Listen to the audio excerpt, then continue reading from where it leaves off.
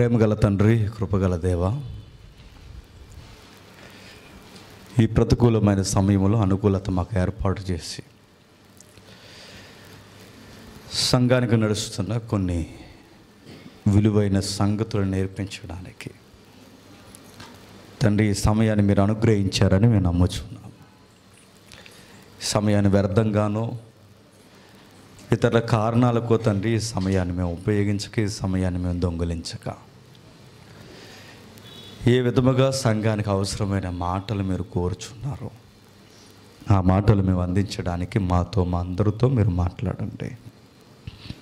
ప్రత్యక్షంగా పరోక్షంగా ఈ మాటలు వింటున్న వారందరితో తండ్రి వారి హృదయాలు భద్రం చేయండి తండ్రి. క్రైస్తవ మూలాలకి, చరిత్ర మూలాలకి వెళ్ళిచుండగా మాతో, మా అందరితో మీరు మాట్లాడండి.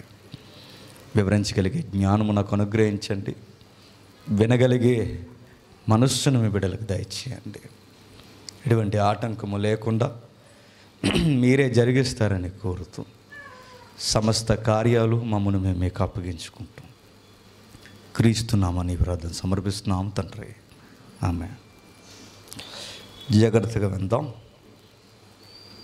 ఓకేనా అన్నీ? ఓకే. నిన్న ముందు రోజు లైవ్లో ఒక కార్యక్రమం జరిగింది. ఎంతమంది చూశారు? చూసిన వారు చిన్న మోగజాయిక చేయండి.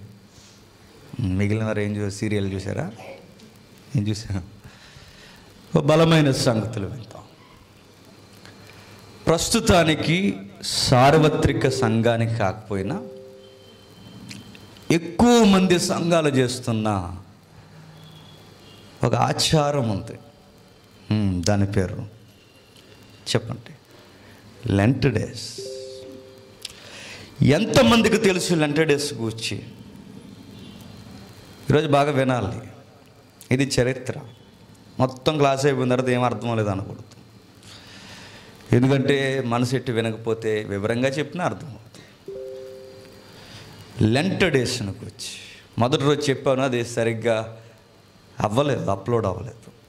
ఎందుకంటే దెయ్యంగడికి సంబంధించిన విషయం కనుక చూద్దాం. లెంట్ డేస్ అంటే ఏంటి? మిమ్మల్ని అడుగుతున్నాను క్రైస్తవులుగా. లెంట్ డేస్ అంటే ఏంటి చెప్పాలి. లెంట్ డేస్ పోనీ తిరగేసి అడుగుతున్నాను. శ్రమ దినాలంటే ఏంటి? చూసారా? తెలుసుకోవాలి మనం ఏం చేస్తున్నాం. ఏదో వచ్చాము వెళ్ళాము అన్నట్టు కాదు, కాస్తంత మనకు తెలియాలి. లెంట్ డేస్ అంటే శ్రమ దినాలనే పదం సరిపోదు. లెంట్ డేస్, లెంట్ అనే పదం లెంటిన్ అనే పదం నుండి వచ్చింది. లెంటిన్ అంటే వసంతకాలం. ప్రస్తుతానికి జరుగుతున్న కాలం ఏంటి? వసంతకాలం. వసంతకాలానికి శ్రమ దినాలకి సంబంధం ఏంటి? ఆశ్చర్యం చెప్పనా? వసంతకాల దేవుడు ఉన్నాడు అక్కడ. ఏ దేవుడు? ఋతుక్రమాలు జరిగించే దేవుడు. ఈరోజు మీరు సరిగ్గా వినకపోతే నేను ముందే చెప్తున్నాను, పిచ్చెక్కిపోతుంది మీకు. బాగున్నది చరిత్ర. లెంట్ డేస్ని రకరకాలుగా పిలుస్తారు. స్ప్రింగ్ సీజన్, మండల కాలం, తపస్సు కాలం, శ్రమల దినాలు, దుఃఖ దినాలు, పేర్లు ఏం పిలిచినా అవి ఏడ్చే రోజులు. అయితే లెంట్ అనే పదం ఎక్కడి నుండి వచ్చిందంటే లెంటిన్ అనే పదం నుంచి వచ్చింది. ఓకే, ఈ లెంట్ దినాన్ని సరిగ్గా ఎప్పుడు స్టార్ట్ చేస్తారు? ఫిబ్రవరి ఎండింగ్కి, మార్చ్ స్టార్టింగ్కి. డౌట్ రావాలి, మార్చిలోనే ఎందుకు స్టార్ట్ చేస్తారు? అది లెంటిన్ గనక. ఏంటది లెంటిన్ అంటే? వసంతకాలం. వసంతకాలం అప్పుడే వస్తుంది కనుక అప్పుడు స్టార్ట్ చేస్తారు. ఇప్పుడు ప్రశ్న, వసంతకాలం వచ్చిందని శ్రమ దినాలు వచ్చాయా? శ్రమ దినాలకి టయానికి వసంతకాలం వచ్చిందా? అయిపోయారు ఈరోజు మీరు. వసంతకాలం వచ్చిందని శ్రమ దినాల, శ్రమ దినాలు వసంతకాలంలో వచ్చాయి. లేదా వసంతకాలానికి ఈ దుఃఖ దినాలకి క్రైస్తవ్యానికి అసలు సంబంధం ఉందా లేదా? మరో మాట, ఒకవేళ ఈ పదాలన్నీ మనం పక్కన పెడితే ఈ శ్రమ దినాల్ని 40 రోజులు పెట్టారు. ఎన్ని రోజులు? 40 రోజులు. 40 రోజులే ఎందుకు పెట్టారు చెప్పండి. అసలు మీ దగ్గర ఏమైనా ఆన్సర్స్ ఉంటే చెప్పండి. మీరు అనుకుంటారు అవన్నీ మాకు తెలిస్తే ఎక్కడికి ఎందుకు వస్తాం అనుకుంటారు. ఈరోజు నువ్వు ప్రసంగికుడు అయిపోయావు అంటే మాకు తెలియక అయిపోయారని మీరు అదో లుక్ అన్నమాట ఇది. నేను అడుగుతున్నాను, ఎందుకు 40 రోజులు పెడతారు? దానికి ఒక లెక్క ఉంటుంది. ఈస్టర్ అని ఒక డే ఉంటుంది కదండి. ఈ ఈస్టర్ దినం నుంచి సరిగ్గా 40 రోజులు వెనక్కి లెక్క పెడతారు, 6 వారాలకి. యూదులైతే 8 వారాలు లెక్క పెడతారు. ఎందుకంటే వాళ్ళు శనివారం ఆదివారం ఫాస్టింగ్ డే చేయరు. ఆ మిగిలిన 2 రోజులు కలిపితే ఇంకొక 2 వారాలు ఎక్స్ట్రా అవుతాయి కనుక అవి 8 వారాలు. ఎన్ని వారాలు దాని దగ్గర ప్రాబ్లం కాదు. కానీ ఈస్టర్ డే నుంచి 40 రోజులు వెనక్కి లెక్కించుకుంటూ వస్తే ఒక రోజు వస్తుంది. దాని పేరు బస్వ బుధవారం. ఆ బస్వ బుధవారం నుంచి డే స్టార్ట్ చేసి ఈస్టర్కి చెప్పండి ఈ డేస్ ఎండ్ అయిపోతాయి. ఇప్పుడు డౌట్, లెంట్ అనే పదం బైబిల్లో ఉందా? లేదు. కానీ సంఘంలోకి వచ్చింది. ఈస్టర్ అనే పదం బైబిల్లో ఉందా? లేదు. అపోస్తులు ఎక్కడన్నా చేశారా? చేయలేదు. మీకు అర్థమైపోయి ఉంటుంది. అంటే ఇప్పుడు మమ్మల్ని చేయొద్దు అంటారని. చెయ్యొద్దు అంటలేదు, పూర్తిగా వినండి. చెయ్యాలో ఏం చేయకూడదో మనకు అర్థమవుతుంది. లెంట్ అనేది బైబిల్లో లేదు, ఈస్టర్ అనే పదం బైబిల్లో లేదు. మరి ఈ ఈస్టర్ అనే పదం ఎలా వచ్చింది తెలుసుకుంటే గుండె బద్దలేసిపోతుంది మనకి. చెప్పనా? ఈస్టర్ అనే పదం బైబిల్లో ఒక దేవత ఉంటుంది. ఎవరు? దేవత. చూస్తారా దేవతను? ఒకసారి చూద్దాం. ఒకసారి ఆవిడ పేరు అష్టారుతు. విన్నారా బైబిల్లో ఎప్పుడైనా? ఆవిడకి మాకు పెద్ద పరిచయం లేదంటారా? అష్టారుతు. అష్టారతు అనే పదాన్ని అసూరియన్స్ ఆరాధించేవారు. అసూరియన్స్ అన్న బాబులోనియన్స్ అన్న పురాతనమైన మెసొపొతేమియా తెగలు. మెసొపొతేమియా అంటే మీకు తెలియాలి, చదువుకుంటున్నారు కాబట్టి. పురాతనమైన ఆది మనుషులు ఎవరైనా ఉన్నారంటే మెసొపొతేమియా పురాతనమైన ప్రజానికం నాగరికత. మెసొపొతేమియా అంటే కూడా మీకు తెలుసు, జీకే పెట్టు. 2 నదుల మధ్య వెలసిల్లిన నాగరికత. ఏంటా 2 నదులు? చూద్దాం ముందుకెళ్ళే కొరకు. బైబిల్ ఉంటుంది బేస్ ఇదంతా.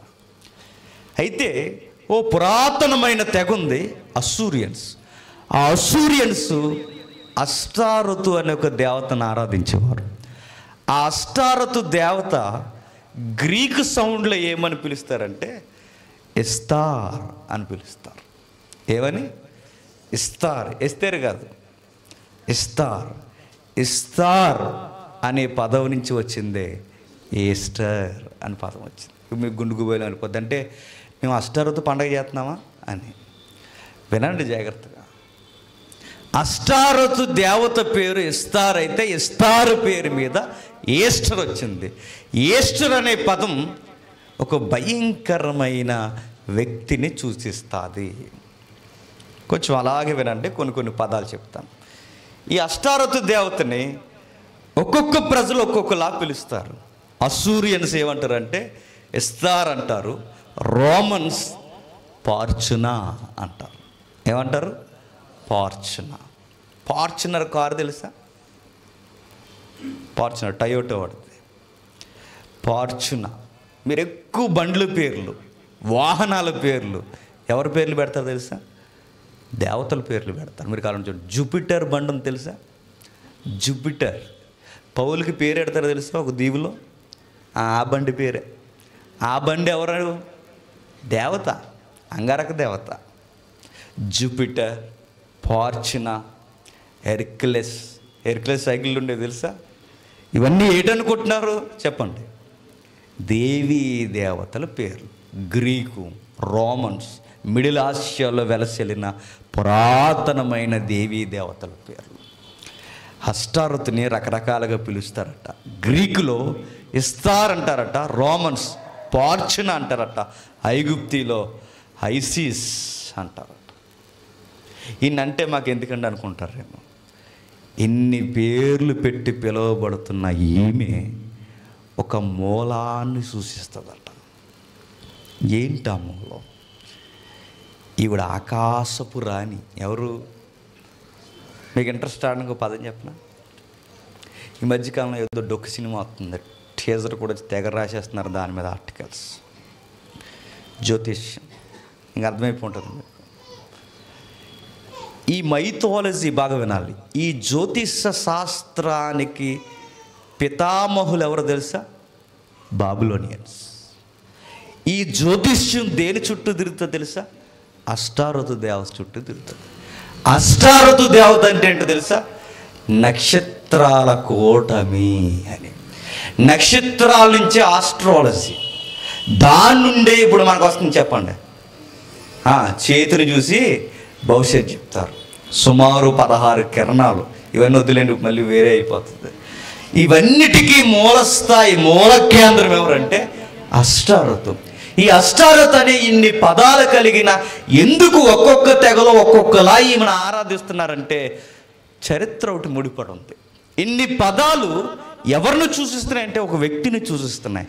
ఈ వ్యక్తి ఎవరు అని బైబిల్ని అడిగితే బైబిల్లో ప్రారంభమవుతుంది ఈ లెంట్ డేస్ అనే మూలాలు అన్య దేవతల ఉనికి.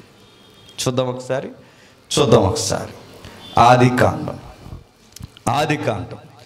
10వ అధ్యాయం. ఆదికాండం 10వ అధ్యాయం 8వ వచనం నుండి. కూసు నిమ్రోదును కనును, అతడు భూమి మీద పరాక్రమశాలి అయ్యుండుట,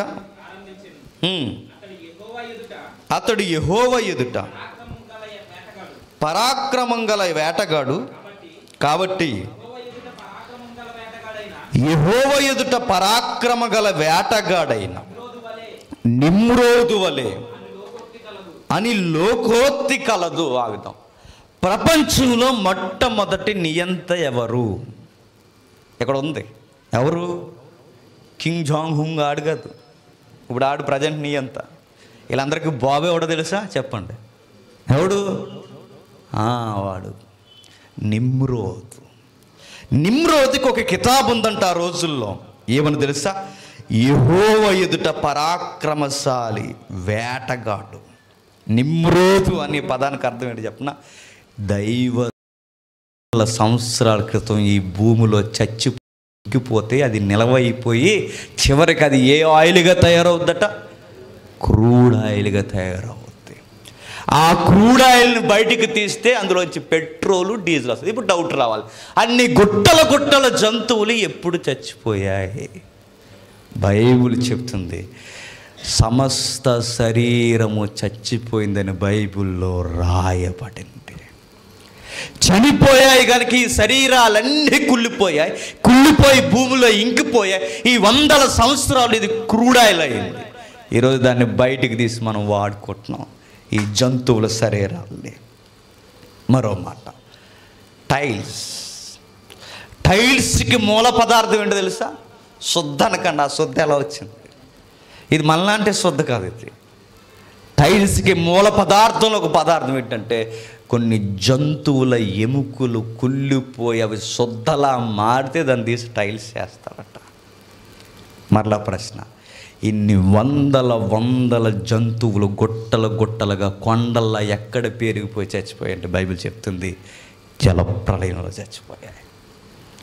ఎక్కడ మీరు చూడండి జలప్రలయం జరిగిందనడానికి ఈ ఆధారాలే కాదు, ప్రతి పురాతనమైన గ్రంథం చెప్తుంది ఎస్ ఈ భూమి మీద జలప్రలయం వచ్చింది. ఎందుకు వచ్చింది బైబిలే చెప్తుంది.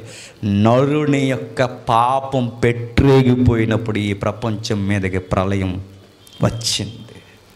వైలెన్స్ పెద్దపీట వేసుకున్నప్పుడు దేవుడి యొక్క శాసనం భూమి మీదకి వచ్చింది, ఈ ప్రపంచాన్ని అంతం చేసేసింది. కానీ 8 మంది మిగిలారు. ఎంతమంది? చరిత్ర ఇది బాగా వినాలి. ఆ 8 మంది మిగిలిన తర్వాత 8 మందికి దేవుడు ఒక రక్షణ వలయం ఇచ్చాడు. దాని పేరు ఓడ. ఆ ఓడలోకి ఎక్కిన తర్వాత ఈ ఓడ 40 రోజు ప్రచండమైన వర్షానికి పైకి లేచింది. ఎంతకంటే మహాపర్వతాలు సైతం మునిగిపోయాయట. ఏం మునిగిపోయాయి? పర్వతాలు సైతం. మీకు ప్రశ్న రావాలి, ఆ రోజు ఎవరెస్ట్ కూడా మునిగిపోయిందంటే బైబిల్ అంది. ఎస్, ఆకాశాన్ని అంటే ప్రతి శిఖరం ఆ రోజు మునిగిపోయింది. అంత ప్రళయం వచ్చింది. అంత ప్రళయం వచ్చిన తర్వాత మునిగిపోయింది. మీ డౌట్ రాదు, ప్రపంచం మునిగిపోద్దంటే ప్రపంచం మునిగిపోద్దో లేదో వర్షాకాలం వచ్చినప్పుడు గంట వర్షం కురిస్తే కాకినాడ ఎలా మునిగిపోతుందో చూడండి. గంట 40 రోజులు గంట మునిగితే కాకినాడ మొత్తం జామ్ అయిపోద్ది. Non stop. పావు గంట వర్షానికే డ్రైనేజీలు పొంగిపోతాయి. అరగంట వర్షానికే నదులు చెప్పండి ఆ డ్యాములు మొత్తం తన్నేసుకుంటే అలాంటిది గంట కురిస్తే ఇంక అంతే సంగతి లేక ఎత్తేయడమే. అలాంటిది రోజు కురిసిందనుకోండి నాన్ స్టాప్ ఇంక అయిపోతాయి. ఊర్లు మునిగిపోతాయి. అలాంటిది 40 రోజులు కురిస్తే ప్రపంచం మునిగిపోయింది. ఆ రోజు ప్రపంచం మునిగిపోయిన తర్వాత దేవుని పిల్లలు ఎలా పైకి ఎత్తబడ్డారు 8 మంది. మిగిలిన దేవుని పిల్లలు కాని వారు అవిశ్వాసులు నీళ్ళలోనికి దించబడ్డారు. ఎలా ఎత్తబడ్డారు? వాళ్ళు దించబడ్డారు. సేమ్ సెకండ్ కమింగ్లో ఇదో జరుగుద్ది. దేవుని పిల్లలు ఎత్తబడతారు చెప్పండి, అవిశ్వాసులు చెప్పండి దించబడతారు. ఎత్తబడిన వీరు ఈ వెహికల్ ఏదైతే ఉందో వాడ ఎక్కడ ఆగిందట? అరారాతు కొండ మీద ఆగిందట. అరారాతు కొండ మీద ఆగిన తర్వాత మీకు డౌట్ రావాలంటే నిజంగా అరారాతు కొండ ఉందంటే అరారాతు కొండటి అరారాతు కొండ మీద వాడ జాడ ఇంకా ఉంది చూడండి. కాబట్టి వాడ ఉందంటే చెప్పండి జలప్రళయం రైటే, కొండ ఉందంటే ఆ విషయం రైటే. ఇవన్నీ రైట్ అయితే బైబిల్ దేవుడు ఉన్నదన్నది చెప్పండి రైట్. ఇవన్నీ రైట్ అయితే నువ్వు సరిగ్గా బతకపోతే డొక్క చీరెత్తాడన్నది కూడా రైట్. గుర్తెట్టుకో, నీకు అర్థం ఉందని వాస్తవం అయితే. జలప్రళయం వచ్చింది. జలప్రళయంలో వాడుంది, వాడానుకున్న పర్వతం ఉంది, వీటి వెనక బైబిల్ చరిత్ర ఉంది. ఇవన్నీ నిజాలైనప్పుడు నిన్ను పాలించే దేవుడు కూడా ఉన్నాడన్నది నిజమే. ఎప్పుడైతే ఆ వాడ ఆగిందో పర్వతాల మీద మనిషి మనుగడ జరగడం అనేది అసాధ్యం. ఎందుకంటే నిత్యావసరాలకు కావాలి. ఎప్పుడైతే పర్వత కొనముల సారవంతమైన నేలలుగా ఉండవు కనుక, అది రాతి నేల కనుక మనిషికున్న గుణం ఏంటంటే అక్కడి నుంచి స్నోప్ గ్రౌండ్కి వచ్చేసాడు. ఆ స్నోప్ గ్రౌండ్ నుంచి అలా కిందకు వచ్చి సదునైన నేలలకు దిగిపోయాడు, సారవంతమైన నేలలకి. ఎందుకంటే మనిషి బతకాలి అంటే ఓటలతో నిండిన నేల ఉంటేనే బతకగలడు. ఎందుకంటే పంట వాణిజ్యం చేయగలడు. అలా చేయగలిగినప్పుడు ఎక్కడ వీడు నివసించగలడానికి సరి అయిన ప్రాంతం ఎంచుకున్నాడంటే అరారాతు కొండ మించి దిగిన తర్వాత. ఏమైనా మ్యాప్ అవుద్దా తమ్ముడు? మొట్టమొదటి మ్యాప్ అరారాతు కొండ మించి దిగిన తర్వాత ఆ పైనుంచి ఎలా కిందికి వచ్చేసరికి సారవంతమైన నేల వీళ్ళకు దొరికింది. ఆ సారవంతమైన నేల ఏంటంటే ఒకే ఒక్కటి మెసొపొతేమియాలో దొరికింది. మెసొపొతేమియా అనే పదానికి మనకు తెలుసు ఏంటది? 2 నదుల మధ్య నాగరికత. ఏంటి ఆ 2 నదులు? బైబిల్లోనే ఉంటాయి. అదిగో మీరు చూడండి, అరారాతు కొండ అస్కనజు పక్కన అరారాతు కొండ. అదిగో అక్కడ నుండి 8 మంది దిగిన తర్వాత వాళ్ళు అలా కిందికి 2 నదుల మధ్యకి వచ్చారు. ఆ 2 గీతలు కనబడుతున్నాయి చూసారా? అక్కడ ఒక సీలిపోయే పర్వత కనుమల్లో నుంచి ఆ 2 గీతలు మీరు కిందికి అలాగ వస్తే ఇక్కడ మీకు కనబడుతుంది ఫరాతు హిద్దికేలు. ఫరాతు హిద్దికేలు. ఇంకా కిందకి బాబేల్ దగ్గర ఫరాతు హిద్దికేలు. ఆ 2 పక్కన కనిపించే ఆ నాగరికత ఉంది చూసారా? నదులు, క్షమించండి, ఆ 2 నదుల మధ్య మీకు కనిపిస్తుంది చూడండి బాబేలు. బాబేలు. ఆ బాబేలు ప్రాంతాన్ని మొట్టమొదట ఆ మధ్య 2 నదుల మధ్య ఉన్న ఆ సారవంతమైన నేలని ఎక్కడి నుంచి కల్దీయ దగ్గర నుంచి అక్కడున్న నినేవే పట్టణం పద్మనాభం పైన మొదలుకొని అరారాతు వరకు పై వరకు దీన్ని ఏమంటారంటే మెసొపొతేమియా ప్రాంతం అంటారు. మెసొపొతేమియా అంటే అదిగో ఆ 2 నదులు. ఆ 2 నదుల మధ్య ఆ మొట్టమొదటి మనుషులు దిగారట. వాళ్ళు దిగిన తర్వాత పిల్ల జల్ల చెప్పండి ఇంకా మనవాళ్ళు మనవరాళ్ళు మొత్తం 8 మంది నుంచి సంతాన ఉత్పత్తి జరిగింది. అందులో 3 కొడుకులు ఉంటారు నోవహుకి, సేము, హాము, యాపెతు. వీళ్ళు ఎప్పుడైతే జనాభా అభివృద్ధి పెరుగుద్దో ఈ అభివృద్ధి పెరిగిన తర్వాత జనాల్లో మరలా ఏమైందంటే వైలెన్స్ స్టార్ట్ అయింది. అబ్బాయి కుదిరేమన్నారు అబ్బాయి వైలెన్స్ స్టార్ట్ అయింది. ఎప్పుడైతే వైలెన్స్ స్టార్ట్ అయిందో పాలకుడు ఒక ఎంపరర్ వచ్చాడు. వాడి పేరు చెప్పండి నిమ్రోద్. ఇది చరిత్ర. మరలా సెకండ్ జనరేషన్ స్టార్ట్ అయిన తర్వాత ప్రపంచం అంతా ఒకే దిక్కునుండేదట. ఆ ఒకే దిక్కునున్న ప్రపంచానికి ఒక నాయకుడు వచ్చాడు. వీడికి దేవుడు అంటే భయం లేదు, ప్రజలంటే లెక్క లేదు, వీడు మనుషుల్ని కానీ దేవుడిని కానీ లెక్క చేయడు.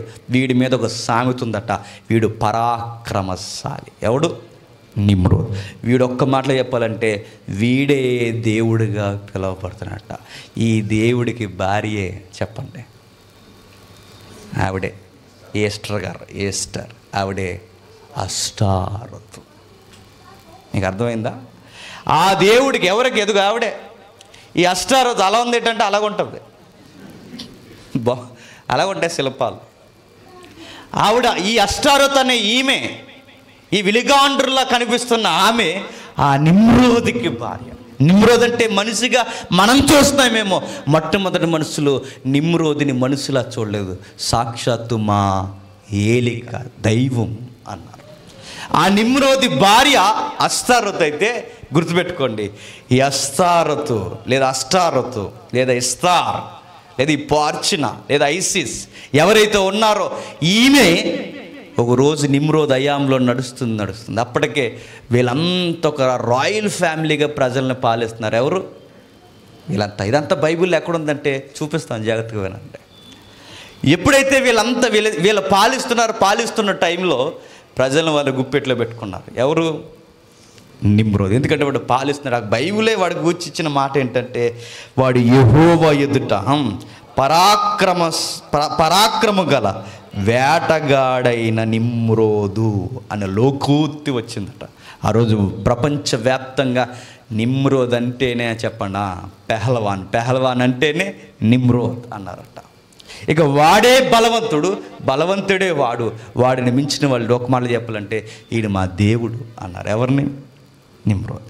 అప్పుడు వీడు ఏం చేశాడంటే కొన్ని రాజ్యాలు స్టార్ట్ చేశాడు. 10వ వచనం, సేనారు దేశం మందు బాబేలును కల్నేను అనే రాజ్యానికి ప్రారంభంగా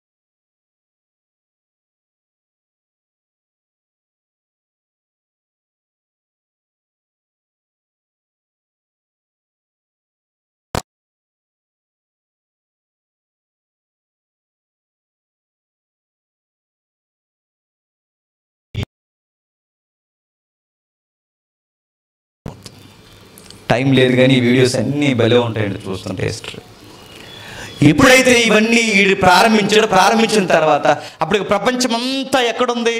ఆ మ్యాప్ చూపించుతాం. ప్రపంచమంతా ఎక్కడుంది చెప్పండి. అప్పటికి ప్రపంచమంతా భూమండలం అంతా లేదు. మరి ఎక్కడుందో తెలుసా? అదిగో ఆ నది మధ్య బాబేల్ దగ్గర మాత్రమే ప్రపంచం ఉంది. ప్రపంచం అంతా లేదు, ఎక్కడో మెసొపొతేమియాలో అక్కడే ప్రపంచం. మరి ప్రపంచం అంతా ఎందుకు మనుషులు లేరంటే అప్పటికి మనుషులు అంతమంది లేరు, వాళ్ళే ప్రారంభికులు. ఆ 8 మంది నుంచి కొంత 100 మంది కొన్ని 1000 మంది వస్తే ఆ 1000 మంది ఆ నదుల మధ్య బతుకుతుంటే వాళ్ళందరికీ లీడర్ అయ్యాడు. ఎవరు? నిమ్రోదు. వాళ్ళందరికీ లీడర్ వాడే గనక అక్కడే ప్రపంచం ఉంది. అప్పుడు వాడు ఏం చేశాడంటే వాడు అండర్లో అందరినీ పెట్టుకోవడానికి ఒక ప్రాజెక్ట్ స్టార్ట్ చేశాడట. ఏంటా ప్రాజెక్ట్? మనకు తెలుసు, బాబేలు గోపురం కట్టించాడు. ఏం చేశాడు? బాబేలు గోపురం కట్టించాడు. 11వ అధ్యాయం 1వ వచనం, భూమి అంతటా ఒక్క భాష ఒక్క పలుకు ఉండెను, వారు తూర్పున ప్రయాణమైపోవచ్చుండగా సేనారు దేశముందు ఒక మైదాను వారు కనబడి. ప్రపంచమంతా ఒక్క భాష ఒక్క పలుకు ఉందట. ఏముంది? ఒక్క భాష, ఒక్క భాష ఒక్క పలుకు. ఒకసారి ఇక్కడ చెప్పాను, మీకు ఎంతమంది గుర్తుందో? ఒక్క భాష ఒక్క పలుకు. ఇప్పుడు ప్రశ్న, ఏంటా ఒక్క భాష, ఏంటా ఒక్క పలుకు? మీరు అనుకుంటారు ఆ రోజు మేము లేం కదండి, లేదంటే సీరియస్గా చెప్పేద్దామని. నేను లేను. ఆ ఒక్క భాష ఏంటి? ఆ ఒక్క పలుకు ఏంటి? చాలామంది ఏమన్నారు? ఇబ్రూ అన్నారు, కొంతమంది గ్రీక్ అన్నారు. కాదు, ఇవన్నీ తర్వాత వచ్చినవి. మొట్టమొదటి ప్రజలు భాషలు తారుమారు అవ్వకముందు ఒక భాష ఉందట. ప్రశ్న, ఏంటా భాష? చాలా ఈజీ. ఇప్పుడు మనం ఈ ల్యాండ్లో బతుకుతున్నాం. మనమంతా ఎవరు? తెలుగు వాళ్ళు. ఎవరు? పాకిస్తానా? ఎవరు అంటారు? తెలుగు వాళ్ళు. తెలుగు వాళ్ళు. తెలుగు వారు కనుక మనం మాట్లాడే భాష ఏ భాష? తెలుగు భాష. కర్ణాటక వెళ్ళాం అనుకోండి, కర్ణాటక వారు మాట్లాడే భాష ఏంటి? కన్నడం. తమిళ వెళ్ళాం అనుకోండి, తమిళ వారు మాట్లాడే భాష ఏంటి? తమిళం. ఎక్కడికి పోయినా కొన్ని ల్యాండ్స్ని పెట్టి కొన్ని లాంగ్వేజెస్ పిలువబడుతున్నాయి. అదే అలాగే ఈ మొట్టమొదటి ఈ భూమి అందంతటా చెదిరిపోకున్న ఆ భూభాగానికి ఒక పేరు ఉందట. ఆ పేరు ఏంటంటే సుమేరియా. ఏంటది? సుమేరియా. ఆ సుమేరియా అనే ప్రాంతానికి ఆ రోజు ప్రజలు వాళ్ళే అక్కడ ఉన్నారు కనుక, ఆ సుమేరియా ప్రాంతంలో వారు నివసిస్తున్నారు కనుక, ఆ భూభాగంలో వారు నివసిస్తున్నప్పుడు వారు సుమేరియన్స్గా పిలువబడతారు కనుక, వారు సుమేరియన్స్ అయితే వారు మాట్లాడే భాష ఏ భాష అవుతుంది? సుమేరియన్ భాష అవుతుంది. తెలుగువారు మనం మాట్లాడితే తెలుగు భాష అయితే, కన్నడం వారు మాట్లాడితే కన్నడం అయితే, తమిళ వారు మాట్లాడితే తమిళం అయితే, సుమేరియన్స్ మాట్లాడేది ఏ భాష అవుద్ది? సుమేరియన్ భాష అవుతుంది. ఆ సుమేరియన్ భాష వాళ్ళు ఎప్పుడైతే మాట్లాడడం స్టార్ట్ చేశారో, గుర్తుపెట్టుకోండి, ప్రపంచమంతా ఒక్క భాష ఒక్క పలుకు ఉందట. అసలు ప్రపంచంలో రకరకాల భాషలు మొట్టమొదట లేవు. బాగా వినాలి, మరి ఎంతమందికి అర్థమవుతుందో. లెంట డే చేసేస్తామండి అంటే చెయ్యండి, కాదంటలేదు. లెంట వెనక మూలం కూడా ఒకటి ఉందని మాత్రం తెలుసుకోండి. మీకు డౌట్ రాదు, లెంటకి నిమ్రోధికి సంబంధం ఏంటంటే చాలా సంబంధం ఉంది. లెంటకి అష్టరథకి సంబంధం ఏంటంటే చాలా సంబంధం ఉంది. అసలు లెంట డేస్కి ఈస్టర్ అనే పదం అసలు బైబిల్లో లేని పదానికి ఎలా వచ్చింది? ఎన్ని సంబంధాలు ఉన్నాయి చరిత్రలో చూద్దాం. ఎప్పుడైతే వీడంతా ఒకే దిక్కు నిలబెట్టాడో, నిలబెట్టి 4వ వచనం, వారి భూమి ఎందంతటా చెదిరిపోకుండా ఒక పట్టణమును, ఆకాశము నంటూ శిఖరము గల ఒక గోపురమును కట్టుకొని పేరు సంపాదించుకుందాము రండని మాట్లాడుకొనక. ఏం చేశారట? ప్రపంచం అంతా మనం చెదిరిపోకుండా ఈడొక పిలుపునిచ్చాడట. ఎవరు? నిమ్రోదు గారు. వారు అనగానే అక్కడ ఉన్న మూల పదాలు ఏంటి చెప్పిన? నిమ్రోదు, నిమ్రోదు భార్య, నిమ్రోదు యొక్క రాజవంశం. వాళ్ళకు పిలుపునిచ్చారట. ఏమనంటే మనం ఎక్కడికి చెదిరిపోవద్దు, ఆకాశాన్ని అంటే గోపురం మనం ఇక్కడ కట్టుకుందాం. ఓ మాట నేను చెప్పనా, 4 పాయింట్లు రాశారు చూడండి. అక్కడ ఒక పట్టణము, ఆకాశ శిఖరము గల ఒక గోపురము. ఒక పట్టణము, ఆకాశం శిఖరము గల ఒక గోపురం. అడుగుతున్నా, పట్టణంలో ఎవరుంటారు? పట్టణంలో ఎవరుంటారు? సింహాలు, పుల్లు, నక్కలు ఏముంటాయి? మనుషులు ఉంటారు. సిటీ ఫామ్ అయిందంటే సిటీలో జనాంగం ఉంటుంది. సిటీ ఒక పట్టణం కట్టుకుంటే పట్టణంలో మనుషులు ఉంటారు. పట్టణంలో మనుషులు ఉంటే మరి పట్టణం మధ్యలో ఒకటి కట్టారట. దాని పేరేంటి? గోపురం. ఆ గోపురంలో ఎవరు ఉండడానికి కట్టారు? దేవుడు ఉండడానికి కట్టారట. ఎవరు ఉండడానికి? దేవుడు. అంటే ఆ రోజు బాబేలు గోపురం కట్టింది ఎవరికో తెలుసా? దేవుడికి. ఏ దేవుడికి? నిమ్రోదు దేవునికి. మరో మాట చెప్పిన, ఆ నిమ్రోదుకే కాదు, ప్రపంచంలో ఉన్న ఆ రోజు అక్కడ ఉన్న నమ్మకాలు ఏవైతే ఉన్నావో ఆ నమ్మకాలన్నిటికీ వాడే కేంద్ర బిందువు ఒక దేవాలయం కట్టాడట. మరో మాట చెప్పిన, ఆకాశం పైన ఇంకొక పెద్ద దేవుడు ఉండిపోయాడు. ఆ దేవుడు ఈ భూమి మీదకి రావాలి అంటే ఎక్కడికి అక్కడికి ఒక టవర్ ఉండాలని ఆ టవర్ పైన దేవునికి ఒక గుమ్మం పెట్టారట. ఎప్పుడైనా మీరు చూడండి, కావాలంటే ఎప్పుడైనా పురాతనమైన గుడులు చూడండి, పురాతనమైన గోపురాలు చూడండి. ఈ మధ్యకాలంలో కొన్ని చర్చిలు చూడండి, పురాతనమైన చర్చిలు. అక్కడ వరకు ఎందుకు ముందుకెళ్ళే కొలది మీకు అర్థమవుతుంది. క్యాథలిక్ చర్చెస్ చూడండి, అలా పైకి అలా గోపురంగా కట్టి పైన గుమ్మ పెడతారు. ఎప్పుడైనా చూసారా? గుమ్మం. ఆ గుమ్మానికి ఒక డోర్ పెడతారు. ఆ డోర్ ఎందుకు పెడతారు చెప్పండి? నువ్వు వెళ్ళి నేను వెళ్తావు అని కాదు. ఆ డోర్ ఎవరికి తెలుసు? దేవుడికి డోర్ అది. చూడండి, పాత టెంపుల్స్ మీరు ఏమన్నా చూడండి, అలా పైకి చిన్న డోర్స్, చిన్న చిన్న గుమ్మాల్లా కట్టుకుంటూ వెళ్ళిపోయి పైన ఒక డోర్ పెడతారు. ఆ డోర్ ఎవరికంటే ఒకే ఒక్క మాట, ఆ డోరు దేవుడు ఆకాశం నుంచి అలా పైకి వచ్చి ఆ డోర్ తీసుకుని అలా కిందకు వచ్చి ఈ పట్టణంలో ఉన్న మనుషులందరినీ దీవించడానికట. అందుకే మధ్యలో గోపురం కట్టి, ఇది పెరగం, ఇది మధ్యలో గోపురం కట్టిన తర్వాత ఆ చుట్టూ బాగుండండి, చుట్టూ పట్టణం కట్టారు. చుట్టూ పట్టణం కట్టిన తర్వాత మధ్యలో గోపురం కట్టారు. అంటే పట్టణం మధ్యలో ఎందుకు గోపురం కట్టారంటే దేవుడి మధ్యలోకి వస్తే బతుకులు ఏముంటాయి? బాగుంటాయి. అంటే మొట్టమొదటి మనుషుల దగ్గర నుంచి జరుగుతున్న విషయం ఏంటంటే ఒకే ఒక్కటే, దేవునితో ఎట్లయినా సరే కనెక్ట్ అవ్వాలనుకున్నారు. ఆదాము అవ్వల కనెక్టింగ్ తెగిపోయింది. వాళ్ళ కమ్యూనికేషన్ ఎప్పుడైతే కట్ అయిందో వాళ్ళ జీవితాలు ఒక్కసారి తారుమారైపోయినాయి. ఎలా తారుమారైపోయినాయి? తిండికి ఏడ్చారు, బట్టకి ఏడ్చారు, నీడకి ఏడ్చారు, ఆరోగ్యం లేక ఏడ్చారు. దేవుడు దూరం అయితే జీవితాలు చిందరవందరైపోయాయి. అక్కడి నుంచి మరలా కనెక్ట్ అవ్వాలని ప్రయత్నం చేశారు. ఏం చేశారంటే బలులు ఇచ్చారు, పంట పొలాల్లో ఇచ్చారు. ఆ ప్రాక్టీస్ మనకు తెలుసు. కయ్యేను పంట పొలాల్లో ఇస్తాడు, ఏబేలు జంతుజాలాల్లోంచి ఇస్తాడు. అంటే ఏదో విధంగా దేవునితో కనెక్ట్ అవ్వాలని కొన్ని ప్రాక్టీస్లు వచ్చాయి. ఆ తర్వాత ఇంకొక ప్రాక్టీస్ కూడా కనిపెట్టారు. ఆ ప్రాక్టీస్ ఏంటంటే ప్రేయర్, ప్రార్థన. ఎనోస్ పుట్టినప్పుడు ఏం చేశారట? ప్రార్థన. అంటే ఈ ప్రాక్టీసులన్నీ దేనికంటే మరలా మేము దేవునితో కనెక్ట్ అవ్వాలి. ఎందుకు కనెక్ట్ అవ్వాలంటే ఆయనతో ఉంటే మాకు ఆహారం ఉంటుంది, ఆయనతో ఉంటే మా బతుకులు బాగుంటాయి, ఆయనతో ఉంటే మా ఆరోగ్యాలు బాగుంటాయి, ఆయన మాతో ఉన్న మేము ఆయనతో ఉన్న మా జీవితాలు సమృద్ధిగా ఉంటాయి, ప్రాస్పరిటీ. మా జీవితాలు బాగుంటే కనుక ఆయన ఏదోలా మా దగ్గర తెచ్చుకోవాలనుకున్నారు. ఆ ఫిలాసఫీ నిమ్రోద్ తెర మీద తీసుకొచ్చాడు. ఆ ఫిలాసఫీ వాడు తెర మీదకి తీసుకొచ్చాడు కనుక వాడు ఏం చేశాడంటే దేవుణ్ణి మన మధ్యలోకి ఏదోలా తెచ్చేసుకుంటే మన పంటలు పండితే, మన బతుకులు బాగుంటాయి, మన జీవితాలు బాగుంటాయి, మన ఆరోగ్యాలు బాగుంటాయి, అన్నీ బాగుంటాయి. అందుకే దేవుడు రావడానికి ఏం కట్టారట? గుడి కట్టారట. అప్పుడు ఆ గుడిలు కడుతున్నప్పుడు అక్కడ ఆరాధనలు జరిగేవి. చరిత్రలో ఉంది ఇదంతా. ఆరాధన ఏంటంటే నిమ్రోదు దేవుని స్థానాన్ని ఆక్రమించి దేవుడిగా కొలవబడింది. ఒకరోజు చచ్చిపోయాడు. ఎవడు? నిమ్రోద్గా. ఎందుకంటే మనిషి కనుక ఏదో ఒక రోజు చచ్చిపోతాడు. వాడు చనిపోయిన తర్వాత తనకు ఒక భార్య ఉంది. ఎవరావిడ? అష్టారోతు. అష్టారోతు ఎప్పుడైతే చనిపోయాడో, చనిపోయిన భర్త నాయకుడిగా చనిపోయిన తర్వాత ఆ ప్రభావం ప్రజల్లో ఈకైపోతుందని ఈమె గారి చేసిన పని ఏంటంటే నిమ్రోదు మరలా పుడతాడు. ఆయన ఎలా పుట్టబోతున్నాడంటే ఇదిగో నా గర్భాన్ని నిమ్రోదు మరలా పుట్టబోతున్నాడు. అవునా అని ప్రజలందరూ నమ్మరు. ఎస్, ఆయన మరలా పుట్టబోతున్నాడు. ఎలా పుట్టబోతున్నాడంటే ఇదిగో ఆల్రెడీ నేను గర్భవతిని, అంతే. గర్భం దాల్చిన తర్వాత ఒక బిడ్డను కనేసింది.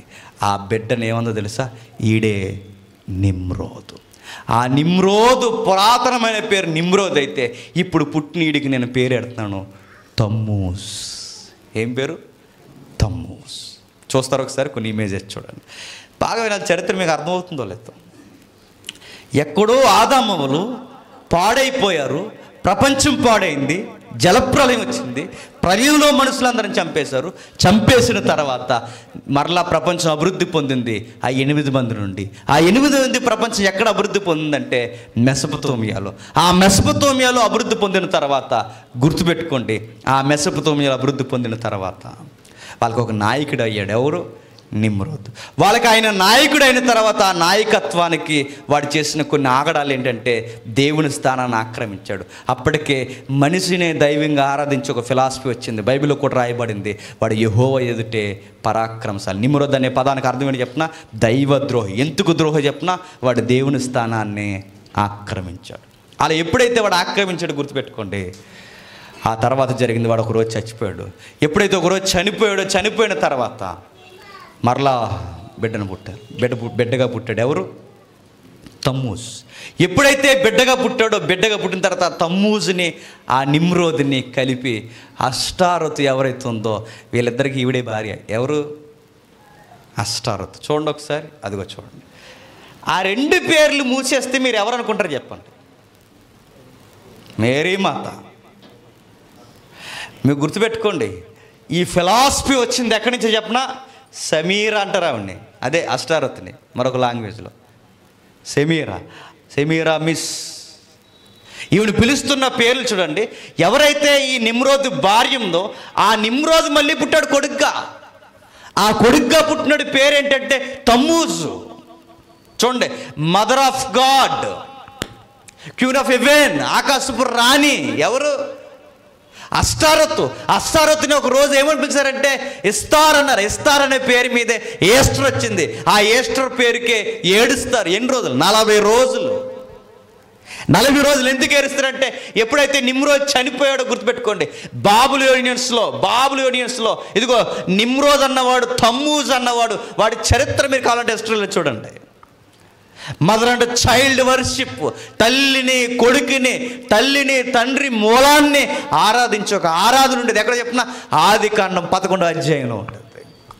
దేవుడు ఎందుకు ఫైర్ అయ్యాడు అనుకుంటారు? ఒక భయంకరమైన ఫిలాసఫీ ఉండేది ఈ ప్రపంచంలో. వాళ్ళని ఆరాధించేవారు. అదిగో మదర్ చైల్డ్ వర్షిప్ కొత్తగా రాసుకొచ్చింది కాదు. మీరు కావాలంటే ఎన్సైక్లోపీడియాలో కొట్టండి, పొంకాల చరిత్ర వస్తుంది. మీరు కావాలంటే ఇంకొక పుస్తకం కూడా ఉంటుంది, ఒకసారి ఆ పుస్తకం కూడా అదిగో చూడండి, తమ్మూజ్ అండ్ ఇస్తార్. చూడండి, పెద్ద పెద్ద గ్రంథాలు, ఈ బాబిలోనియన్స్ మూలాలు, అసూరియన్స్ మూలాలు ఏం చెప్తున్నాయి అంటే, ఇదిగో ఆ రోజు వాళ్ళు వచ్చింది ఎవరో చెప్పనా, నిమ్రోదు యొక్క ఒక ఆరాధన ఉండేదట. ఉంటే ఏంటంటే మాకేం అర్థం అవ్వట్లేదు అనుకోకండి, వినండి జాగ్రత్తగా. ఎప్పుడైతే నిమ్రోదు చనిపోయిన తర్వాత ఈమె ఏం చేసినట్టు కథలు లేసింది. ఆ కథ ఏంటంటే, మా ఆయన మరలా అంటే మీ దేవుడు మరలా వస్తాడు. ఎలా వస్తాడంటే చెప్పండి, కొడుగ్గా పుడతాడు. ఆ కొడుకు కూడా ఒకరోజు చచ్చిపోయాడు. ఎవరు? తమ్మూజు గాడు. వాడు కూడా ఒకరోజు చనిపోయిన తర్వాత ప్రజలందరూ ఏడుస్తున్నారు. ఎందుకు వాడు పుట్టిన తర్వాత ఈడెలా పిలువబడ్డాడంటే గుర్తుపెట్టుకోండి, ఈ చిన్న దేవుడు అదే తమ్మూజు దేవుడు. ఈడెలా పిలువబడ్డాడంటే ఈడు ప్రేమ దేవుడు, లవ్ గాడ్. అంటే వీడికి లవర్స్ ఎక్కువ. ఎవరికి? బైబిల్ చూద్దుగా ఉందా వచ్చును, వీడు లవర్స్. మీరు బాగా వినండి, ఇవన్నీ మూలాలకు మనం వెళితే ఇవన్నీ ప్రపంచంలోని ఇతిహాసాలలో అన్నీ కనబడతాయి. ఇక్కడ కూడా లవ్ గాడ్లు ఉన్నారు తెలుసా, లవర్స్ ఎక్కువ ఉంటారు. ఎవరైనా అడగండి నన్ను, అదే ఆయన ఉంటాడు, ఆయన అదో రకం. ఇవన్నీ ఎక్కడే అనుకుంటున్నారు? మీరు బాగా వినండి. ఇదిగో చూడండి, ప్రతి దిక్కున అది మోడిఫికేషన్ అవుతూ ట్రాన్స్ అవుతూ వచ్చింది. ఎవరు? అస్తారుతో మారుతూనే వచ్చింది, ఒక్కొక్క దిక్కున ఒక్కొక్కలా. మీరు చూడండి, అదిగో ఫస్ట్లో చూడండి, ఆమె ఎవరు? ఈ ఎత్తుకునే సిస్టమ్, ఒక తల్లి ఒక దేవుణ్ణి ఎత్తుకుంటుంది. ఎక్కడిది ఈ ఫిలాసఫీ? అదిగో చూడండి, మొట్టమొదటి ఇండియా, తర్వాత ఈజిప్ట్, తర్వాత ఆసియా, తర్వాత ఇదిగో జపనీస్, చైనీస్, మా మేరీ జీజస్. ఈ ఫిలాసఫీ ఎక్కడ అనుకుంటున్నారు? నిమ్రోదు కూడా వైఫ్ది ఇదంతా. బాబిలోనియన్స్ ఆరాధన ఇదంతా ఎక్కడి నుంచి వచ్చిందో చూడండి. ఇదంతా సెమీరా చేసింది. ఇదంతా అస్తరుతో ఆరాధన ఉంది, పురాతనమైన తెగల మధ్య ఉంది. ఎప్పుడైతే వీరిని ఆరాధించారో, వీళ్ళని ఆరాధిస్తున్నప్పుడు ఒక విషయం జరిగిందంట. ఒకరోజు నిమ్రోదు చచ్చిపోయాడు. నిమ్రోదు మరలా తమ్మూజుగా పుట్టాడని నమ్మారు. వాడు కూడా చచ్చిపోయాడు. ఎప్పుడైతే వీడు చనిపోయిన తర్వాత వెంటనే ఒకరోజు ప్రకటన వినిపించిందట, ఇదిగో తమ్మూజుని తీసుకురావడానికి నేను పాతాళానికి వెళ్తున్నాను. ఎక్కడికి? మరి దేవుడు పాతాళానికి ఎందుకు వెళ్ళిపోయాడు? పాతాళానికి వెళ్తున్నాను, ఆ పాతాళంలోకి వెళ్ళి మీ దేవుణ్ణి మరలా తీసుకొస్తాను. ఎదురు చూడండి, ఈ వసంత కాలాన్ని మరలా మీ దేవుడు, అది నా యజమాని. అంటే కొడుకు యజమాని. మళ్ళీ ఇదేం బంధాలో, మరి కొడుకు యజమాని అయిన కొడుకు, కొడుకు అయిన యజమాని. మరలా దేవుడు ఈ వసంత కాలంలో మీ ముందుకు వస్తాడు. ఎందుకు? బాగా లెంట్ అనే పదం, వసంతకాలం అనే పదం ఎక్కడి నుంచి తీసుకోబడిందో తెలుసా? ఇదిగో ఎక్కడి నుండి. మరో మాట చెప్పనా, సరిగ్గా భూమధ్య రేఖ మీదకి, సరిగ్గా నడినెత్తి మీదకి సూర్యుడు మార్చి నెలలో వస్తాడు. మీరు కావాలని చూడండి, మార్చి సెప్టెంబర్ ఈ మధ్య కాలంలో భూమధ్య రేఖకి మధ్యలోనికి సూర్యుడు వస్తాడు. సూర్యుడిని అష్టారతు దేవతగా ఆరాధించేవారు, సూర్యుడిని దేవుడిగా ఆరాధించేవారు. సరిగ్గా నడినెత్తి మీదకి మార్చి టైంలోకి వచ్చేసరికి మంచి వసంతకాలం వస్తుంది ఆ ఏరియాలో. ఆ వసంతకాలం వచ్చే సమయానికి వసంతకాలంలో సిగురిస్తాయి. ఏంటి? మొక్కలు, మొలకలు, గడ్డి, ఇవన్నీ ఎప్పుడైతే సిగురిస్తాయో అది ఏ గుర్తట్టు, ఇదిగో మీ దేవుడు మరలా ప్రకృతికి మీ మధ్యకి చెప్పండి ఉద్భవిస్తున్నాడు. ఆయన మరలా ఉద్భవించడానికి ఆ ఈస్టర్ డే, అంటే ఆయన మరలా ఉద్భవించి ఆ డే వచ్చేలోపు మీరు 40 రోజులు ఏం చేస్తారంటే ఆయన కోసం చెప్పండి ఏడండి 40 రోజులు మా దేవుడు మరలా బతుకుతాడు, మా దేవుడు మరలా బతుకుతాడు, మా దేవుడు మరలా బతుకుతాడని ఏడవండి. ఏడ్చే బ్యాచ్ అంతా ఎవరు చెప్పినా స్త్రీలు. వీడు స్త్రీల దేవుడు. ఎవరు? అదో రకం వీడు. ఈ స్త్రీలందరూ ఏడుస్తుంటారు. ఎక్కడుంది ఈ పదం అంటే ఆశ్చర్యపోయే పదం ఉంది బైబిల్లో. చూద్దాం ఒకసారి. యెహెజ్కేలు గ్రంథం. ఇప్పుడు చూడండి చరిత్ర. యెహెజ్కేలు గ్రంథం 8వ అధ్యాయం. యెహెజ్కేలు గ్రంథం 8వ అధ్యాయం 13, 14 వచనాలు.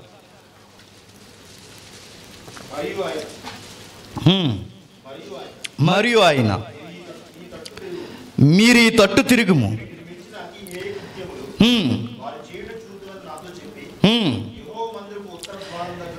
యెహోవా మందిర ఉత్తర ద్వారం దగ్గర నన్ను దింపగా. ఏంటి సందర్భం ఏంటి? ఒక ఆయన దర్శనం చూస్తున్నాడు, పరలోకపు దర్శనం. ఎవరైనా యెహెజ్కేలు ఏం చూస్తున్నాడంటే ప్రపంచంలో దారుణాతి దారుణమైన ఘోరకలు చూస్తున్నాడట. ఎవరు? యెహెజ్కేలు. దేవుడు చూపిస్తున్నాడు. దేవుడు ఎప్పుడైతే చూపిస్తున్నాడో గుర్తుపెట్టుకోండి, సరిగ్గా యెహెజ్కేలు పుస్తకం ఎప్పుడు రాయబడుతుంది చెప్పిన, సరిగ్గా వీరు బాబులోనికి సెరగా వెళ్ళిపోయారు. ఎప్పుడు? బాబిలోనియన్స్కి సెరగా తీసుకెళ్ళిపోయారు యెహోయాకీము హయాంలో. మీకు అర్థమవుతుందో లేదు? ఇదంతా అర్థమవుతుందా? అర్థమైపోయినా అర్థమైనట్టు ఎట్టండి ముఖం, అంతే. ఇక తర్వాత మళ్ళీ నెట్లో చూస్తుంది కానీ ఒక రోజు కూర్చొని తీరిగ్గా. యెహోయాకీం అంటే యూదుల రాజు లేదా ఇశ్రాయేలు రాజులు ఎండింగ్ టైంలో, చివరి రాజుల కాలంలో బాబిలోనియన్స్ వచ్చి వీళ్ళని ఎత్తుకెళ్ళిపోయారు. ఎవరిని? యూదుల్ని. ఆ యూదుల్ని ఎత్తుకెళ్ళిపోయినప్పుడు ఎత్తుకెళ్ళిపోయిన వారిలో దానియేలే కాదు, ఎత్తుకెళ్ళిపోయిన వారిలో దానియేలు స్నేహితులే కాదు, యెహెజ్కేలు కూడా ఉన్నాడు. ఎవరున్నారు? యెహెజ్కేలు కూడా ఉన్నాడు. ఆ యెహెజ్కేలు లాంటి వారిని ఎత్తుకెళ్ళిపోయిన తర్వాత, అక్కడికి వెళ్ళిన తర్వాత యూదులందరూ అక్కడున్న దేవీ దేవతలు నమ్మడం మొదలెట్టారట. ముఖ్యంగా ఎవరిని నమ్ముతున్నారంటే తమ్మూజు, అస్తారోతు దేవతను నమ్ముతున్నారట. అక్కడ స్త్రీలు, అదిగో చూడొచ్చింది, అక్కడ స్త్రీలు కూర్చుండి తమ్మూజు దేవతను కూర్చి ఏడ్చుచు చూసి తిని. ఎవరి కోసం ఏడుస్తున్నారట వీళ్ళు? పాపం కన్నా మరింత భయంకరమైన పాపం చూపిస్తాను చూడన్నాడు. ఎవరికి? యెహెజ్కేలుకి. ఏంటో తెలుసుకో, ఆరాధన నీచమైనది, భయంకరమైన పాపమైనది. మరింత పాపం నీకు చూపిస్తాను. ఆ పాపం ఏంటో యెహెజ్కేలు చూద్దుకనరా. ఏంటి అంటే ఇదిగో స్త్రీలందరూ కూర్చుండి తమ్మూజు దేవుడి కొరకు ఏడుస్తున్నారట. ఎన్ని రోజులు ఏడుస్తారు చెప్పనా? 40 రోజులు ఏడుస్తారట. ఎప్పటి వరకు ఏడుస్తారు చెప్పనా? ఈస్టర్ డే వరకు ఏడుస్తారట. ఈస్టర్ అంటే మన పదం కాదు అది. ఈస్టర్ అనే పదం ఎవరు చెప్పండి? అష్టారోతు దేవత పదం అది. ఆ రోజు వరకు ఆ పదం కొరకు, ఆ పదం ఏదైతే ఆ పదం మనం పిలవబడుతున్నామో ఆ రోజు వరకు, తమ్మూజు వచ్చే డే వరకు, అంటే మరలా సిగురించే రోజు వరకు, మొలకలు వచ్చే ఒక ప్రారంభపు రోజు వరకు ఒక ఈస్టర్ డే అని పెట్టుకుని ఆ రోజు కొరకు ఏడుస్తుంటారట. మా దేవుడు వస్తాడు, దేవుడు వస్తాడని. ఇప్పుడు ఏడుస్తున్నది ఎవరు చెప్పినా సాక్షాత్తు యెరూషలేము కుమార్తెలు ఏడుస్తున్నాడు. ఎవరి కోసం? యెహోవా కోసం కాదు. ఎవరి కోసం? దేవుడి కోసం కాదు. మరి ఎవరి కోసం? తమ్మూజు కోసం ఏడుస్తానట. దేవుడు రాయించాడు. ప్రపంచంలో ఇలాంటి నాగరికత ఒకటి ఉందా అంటే ఇదిగో బైబిల్లో కూడా ఆధారం ఉంది. వాళ్ళు ఏడుస్తారట. ఎందుకు ఏడుస్తారంటే ముందుకు వెళ్ళే కొలది అర్థమవుద్ది. చదువుతాడు కిందికి.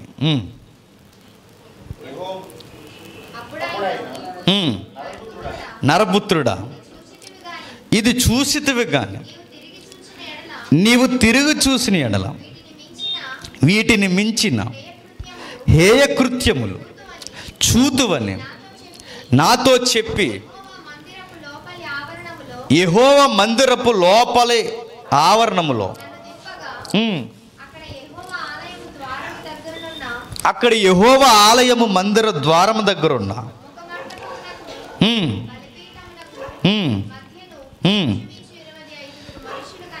ఇంచుమించు 25 మనుషులు కనబడిరి. వారి వీపులు యెహోవా ఆలయము తట్టున, వారి ముఖములు తూర్పు తట్టును తిరిగి ఉండెను. వారు తూర్పునున్న సూర్యునికి నమస్కారం చేయొచ్చు. చూసారా? సూర్యునికి నమస్కారం చేస్తూ ఎప్పటి వరకు?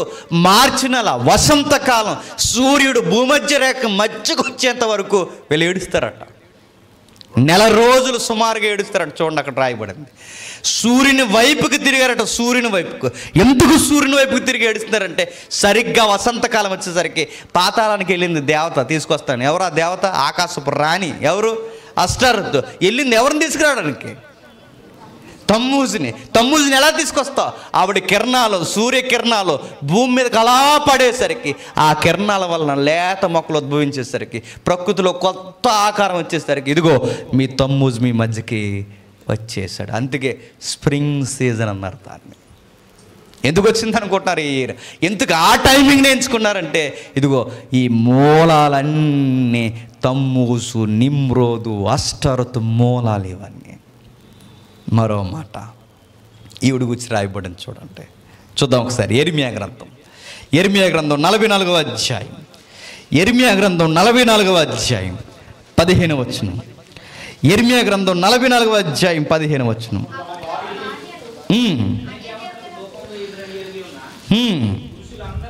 పురుషులందరూ అక్కడ నిలిచి ఉన్న స్త్రీ బ్యాచ్ పోతలే చూడండి ఎక్కడికి.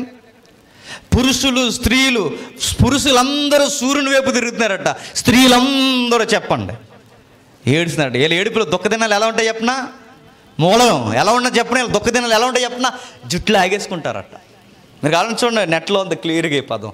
జుట్టు పీకేసుకుని బూడిద జల్లేసుకుని పిచ్చోళ్ళ తయారైపోయి దేవుడా రా దేవుడా రా దేవుడా అని ఏడుస్తారట. ఇవన్నీ మీకు అర్థమవుతలేదు కానీ బాబు గోగినేనని ఒక ఆయన ఉన్నాడు తెలుసా, హేతువాది. ఇదిగో మీ జీజస్ కాపీ స్టోరీ అన్నాడు. ఎక్కడది కాపీ స్టోరీ అన్నాడు చెప్పనా, మీ జీజస్ తమ్మూజుని కాపీ కొట్టాడు అన్నారు. మీరు ఇక్కడ కూర్చుని మీరు వచ్చాము వెళ్ళామంటే ప్రపంచం అలా లేదు, బయట మీరు కావాలంటే చూడండి. వాడు ఎక్కడ కోట్ చేసి చెప్పినా మీ దేవుడు తమ్మూజు దేవుడు ప్లేస్లో వచ్చి ఆ స్టోరీ యెరూషలేము పట్టణాన్ని నమ్మించే మీరు నమ్మేసి అమాయక గొర్రెల్లో తిరుగుతున్నాడు అన్నట్టు. ఒక మాట చెప్పిన అసలు రిజరక్షన్ అనే పదం మొట్టమొదట, లేదా పునరుద్ధానం అనే పదం ఈ మానవ చరిత్రలో మొట్టమొదటిసారిగా వాడింది ఎవరు చెప్పిన, తమ్మూజ్. పునరుద్ధానం. ప్రపంచంలో ట్రినిటీ ముగ్గురిని ఏకత్వంగా లేదా ఏకత్వంలో బహుళత్వంగా ఆరాధించిన ఆరాధన ఎక్కడ జరిగింది తెలుసా, నిమ్రోద్. మనం ఏమైనా గట్టిగా మాట్లాడలేదు, చరిత్ర తీసి ఏమంటారు చెప్పండి. ఇదిగో మీ ఫిలాసఫీ 2000 సంవత్సరాల క్రితం యేసుక్రీస్తు చెప్పక మునిపే ఇలాంటి ఫిలాసఫీ సొసైటీలో ఉందో చూడండి, కావాలని చరిత్ర మూలాలు చూపిస్తున్నారు. కానీ గుర్తుపెట్టుకోండి, ఇవన్నీ ముందుకెళ్ళే కొద్ది అర్థమవుతాయి. ఎప్పుడైతే వీళ్ళు ఆరాధిస్తున్నారో ఈవిడ కూడా ఆరాధిస్తున్నారట. ఎలా ఆరాధిస్తున్నారు చూడండి, 44:15. అప్పుడు తమ భార్యలు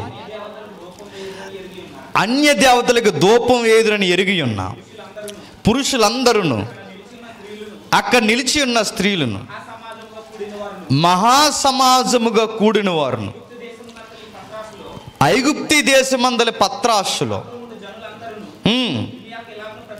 యెర్మీయాకు ఎలాగూ ప్రత్యుత్తరం ఇచ్చిరి,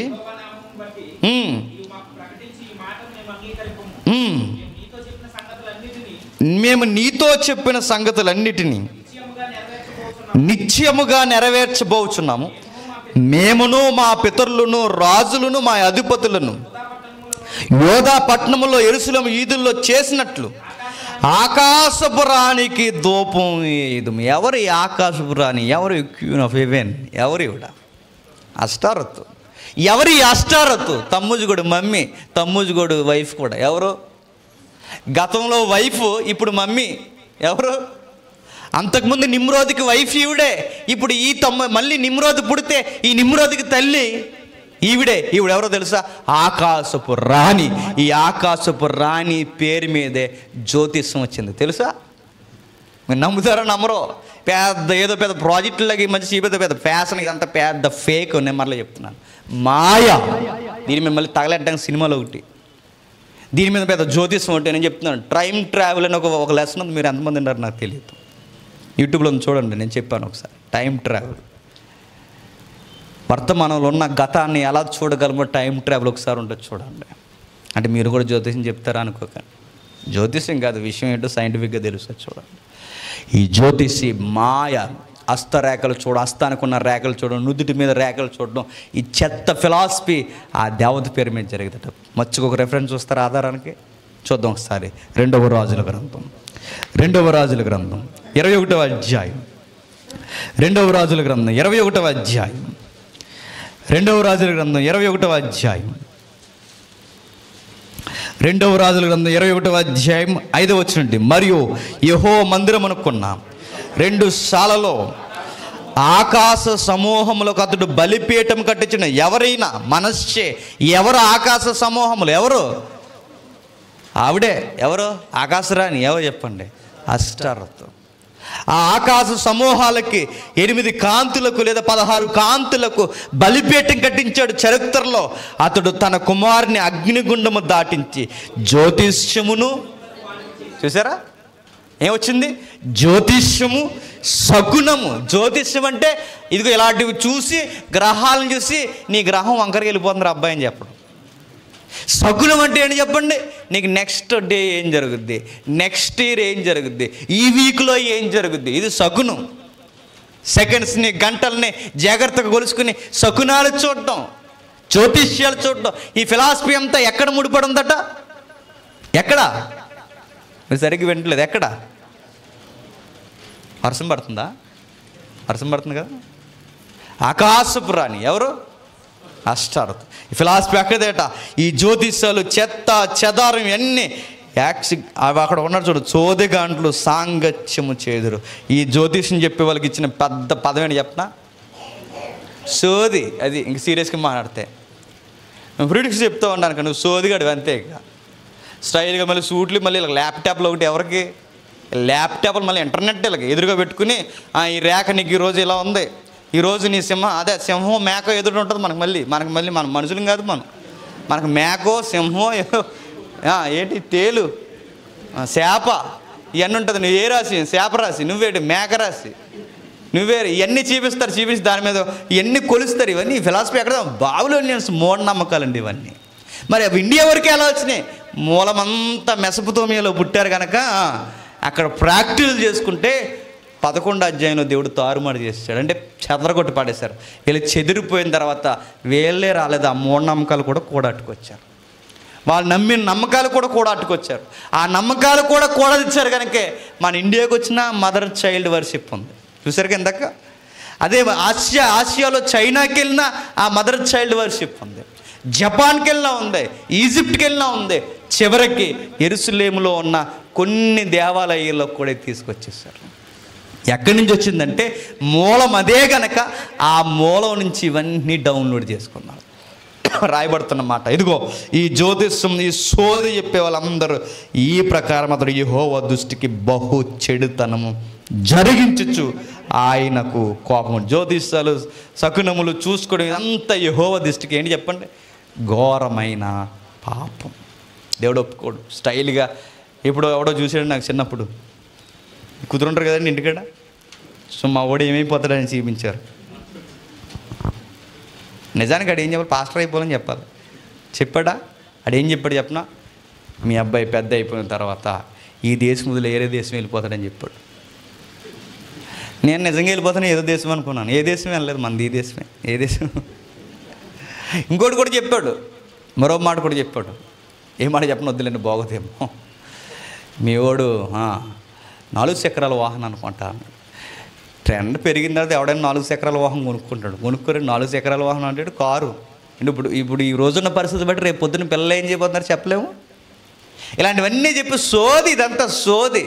ఓ 10 కార్డులు, ఆ కార్డుకు ఒక స్టోరీ. అన్నిసార్లు నువ్వు 10 మంది వెళ్ళినా ఆ కార్డే తీస్తాడు, ఆ స్టోరీని చెప్తాడు. ప్రపంచంలో కామన్గా ఉండే ప్రాబ్లమ్స్ ప్రతి మనిషికి ఉండే ఆ సోదే చెప్తారు అంతే. ఈ సోది చెప్పుకుంటూ బతుకుతున్నారట. దేవుడు అన్నాడు ఇదిగో, ఆకాశపు రాణి చుట్టూ చూసి ఏడ్చే వాళ్ళు ఉన్నారట. ఇలాంటిదంతా పాటిస్తున్నారు ఎవరు చెప్పండి? బాబిలోనియన్స్. ప్రపంచం చెదిరిపోయిన తర్వాత, తారుమారు అయిపోయిన తర్వాత ప్రపంచంలోనికి ఆ మతాల గుండా అలా వచ్చేసేయట. ఇలా ఆచరిస్తున్నారు. ఇక చివరిగా జాగ్రత్తగా ఇర్మియా గ్రంథం 7వ అధ్యాయం మరో మాట చూద్దాం. ఇర్మియా గ్రంథం 7వ అధ్యాయం, ఇర్మియా గ్రంథం 7వ అధ్యాయం 17వ వచనం నుండి.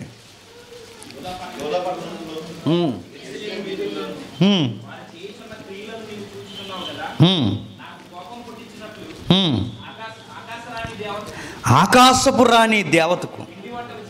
చూసారా? రాణికి, ఎవరికి? ఆకాశపు రాణికి ఏం చేస్తున్నారట? పిండి వంటలు. చూడండి, ఇదంతా ఈ పండగ వాతావరణాలన్నీ ఎక్కడ అనుకుంటున్నారు? పిండి వంటలు, గారెలు, బూర్లు, చెప్పండి, పొంగడాలు, పోకొండలు, జంతికలు, చెప్పండి, సల్లగుత్తులు, ఇంకేమన్నా ఉంటే చెప్పండి, గోరుసుట్లా, ఇంకా ఏమన్నా ఈ పిండి వంటలన్నీ, ఇదంతా పండగలో ఇలాంటి ఒక సిస్టమ్ ఉండాలన్నది ఎక్కడ అనుకుంటున్నారు? బాబిలోనియన్స్ కల్చర్ ఇదంతా. చదువుతాముడు. నాకు కోపం పుట్టించినట్లు ఆకాశపు రాణి దేవతకు పిండి వంటలు చేయవలననియు